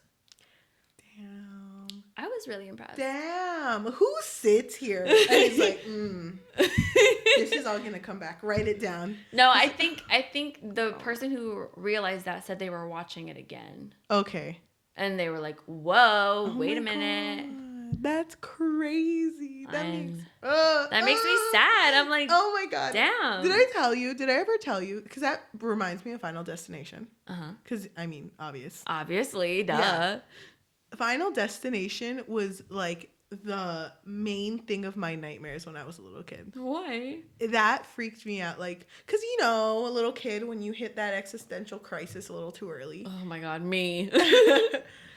And like the idea of knowing how you're gonna die. Oh my God, yeah. Even though they didn't know, the fact that they lived it once was like freaky. Oh, that's scary. Hell no. Those are my theories, or whatever. Why did you mention about at the end when I was like, oh, Gi-hun dyed his hair red? Oh, thank you. Okay, so actually the creator, which I believe his name is Hwang Dong-hyuk, he actually released a statement on why he dyed his hair red. He said that the reason why he dyed his hair red was to represent his anger. Was because, I'm assuming, because he was grieving. So, you know. Hell yeah. And he got a morn cut. That's what you get after you're done mourning. You're like, I'm ready to move on, bitch. That's what you get. Right, yeah. Hell yeah. So he was moving on to the next stage of grief, which is anger. God. Oh, hell yeah. Ooh, you know he's about to fuck some people up. I'm so excited for this second season. Oh my God. I am too. I'm really, really excited. I can't wait. And I'm so glad that this show is getting the recognition it deserves. Because I feel like he really thought this through. Yeah. How would you rate this overall? Fuck. That's hard. It is hard. I feel like I'd give it a 5 out of 5. Just, you would. Yeah, because I'm trying to think about like other shows that I've enjoyed, and I feel like I enjoyed this one a lot more. And then there's like so many layers to it. It's kind of like an onion, you know, like. Have you ever given anything? Okay, first of all, I come up with the Shrek quote. It took you a while, but okay. Have you ever given anything a 5 out of 5? Is this your first? Banana fish. Oh my God. Maybe there's a theme here. I know. All the angsty shit. I think I would also give it a 5 out of 5. Oh my God, really? Yeah, because I did not think I would like it this much. I didn't either. And I don't know if you've ever watched Cloverfield. Yes, I have, unfortunately. We're going to have some words after this because I really like Cloverfield. Wait, Cloverfield, you mean the movie? Yeah. Not the show. Well, it's been a long time since I've seen it, but I do remember that. Is that the one where there was a rat at the end? Do you remember that? There's a lot of movies. Okay. At the end. But do you Mousetrap, you know, Ratatouille. no, but it's like significant though. Like It's you know what? I'm probably not even thinking about the right movie. Isn't Cloverfield the one where this lady is basically kidnapped and put in a bunker, and then they tell her like, oh, you got to stay down here. There's a virus. There's a virus up there, and you know it's going crazy. And it's her trying to get out because they don't believe the guy that there's a virus out there. And then when they get out, there is a virus, and she's like, "Oh shit." You know what? I feel like I barely remember this. So you know what? I take that comment back. Now we can't do an episode on it. I said it in like 5 seconds. Well, there's more details to it. But the reason I bring that up is because I, throughout the whole movie, was not interested. Like, I did like it. It was interesting, but I was not, like, hooked. Up until the very end when she, like, was driving to, like, where they said the sanctuary was going to be. Uh-huh. And she turns and looks at a town that looks like it's falling apart. Mm-hmm. And she decides, like, I'm going to go help them. Because I don't want to just run away. Damn, and what a she goes good to help person. them. And that reminded me of how Squid Game ended. And that's why I give this a 5 out of 5. Because I love it. I feel... They're just so caring. Yeah. Yeah, no, I definitely prefer this approach over him just fucking accepting his money and being like, all right, bye. The fact that he also maybe could have died in his airplane. Maybe, possibly. Possibly. I don't know. Damn. I know. It's scary. It's scary to think that maybe they are just watching all of the winners afterwards. Because I'm pretty sure he's probably not the only one that wants revenge. Yeah. It's been going on for how many years? There's no way he's the only one that wants revenge. One more thing I wanted to bring up. So when Gi-hun goes back home and finds his mother dead, it reminded me of the ending of Would You Rather. Yeah, we remember watched that? Did we watch it together? I think we did. Yeah. Where it's basically the same kind of idea where they play these games to make money, and the main character is doing it for a certain reason, and it's like at the end it's like, well, damn, never mind. Mm-hmm. Doesn't even matter anymore. Yeah, because at the end the reason that she wanted died. Yeah. So it's really sad. It's really sad. It's really sad because that's like your whole reason, and you did all these horrible things. Then it doesn't amount to anything anymore. Do you think... Because in Would You Rather, she did a lot of horrible things. Mm-hmm. But do you think Gi-hun has any... Because he didn't really kill anyone. I don't think he did. I don't think so either, but I feel like he feels the weight of literally everyone's death because he won. Yeah. But it kind of sucks because I agree with you when you said that you would feel bad to spend the money, right? Yeah. But it's like they're dying in vain if you don't spend the money. Because it's like they didn't die for anything then. Yeah, that's true. I don't know. Because, okay, what I was going to say earlier when we were talking about the ending, there's a lot of people who did not like that he waited a year because they feel like it was selfish. Of him to wait? Yeah, of him to wait. And... Not only that, but also him deciding to go back into the game or go back to the island and not choose his daughter at the end. Because when he was talking to Saebyuk, he was saying, like, I just want to be a better dad. That was his goal, right? But things change, you know? Things change. And they also have to realize, for everyone who's saying that. For the 3 people. I just feel like his year break, I mean, that was a lot of shit to take in. Mm-hmm. Everything that happened. And it happened in the span of, like, maybe a week. Yeah. And there's no expiration date to survivor's guilt. No, like, there isn't. Everyone mourns differently. Exactly. And he lost a lot of, like, good people. Potential besties. I know. And Sangwoo, who he grew up with. So, just like, you know, he's been through so much. So, of course, he's going to feel survivor's guilt. And I feel like him going back is more of a, like, it's not like he's addicted to the game or anything. You know, he's going back with reason now. He's going back with a purpose. Yeah. He's like, fuck a dog's this. Purpose. We changed the episode now. What did you think about Sangwoo? And him as a character. Remember, we went to the gas station earlier. I was like, are you a Sangwoo apologist? And you were literally like... I was like, I mean, listen, Linda. I mean, I'm not an apologist, but if I was in the game, maybe. I just feel like... Because in the context of the show, you're not supposed to like him. No, you're not supposed to. But, like, you also have to understand that this like, experience that they went through brings out the worst in people. Because stress brings out the worst in people. And the best in people. So it's like, you can't blame him for wanting something that everyone else also wanted. The fact that he was able to manipulate certain things, if anyone had that opportunity, they would do the same thing because they were all on the same freaking ride. Position. They were all doing the same thing. So I just feel like he gets a bad rap because, I mean...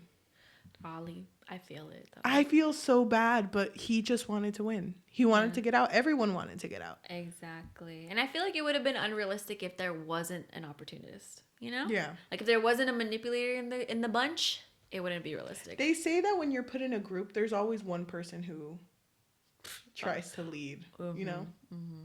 Okay, so let's talk about Sangwoo's character really quickly. Okay. Because we already established we love Saebyuk. By the way, every time she came on screen, I was hella drooling for her. I love her. And we love Ollie, obviously. Yeah. Gi-hun, you loved from the start. I grew to love him. Okay. Sangwoo, though. Okay. The ending. The fact that he offed himself so that Gi-hun would 100% win the game. Do you feel like that was selfish or selfless? Think about it. That's such a sad thing that he did. It's sad.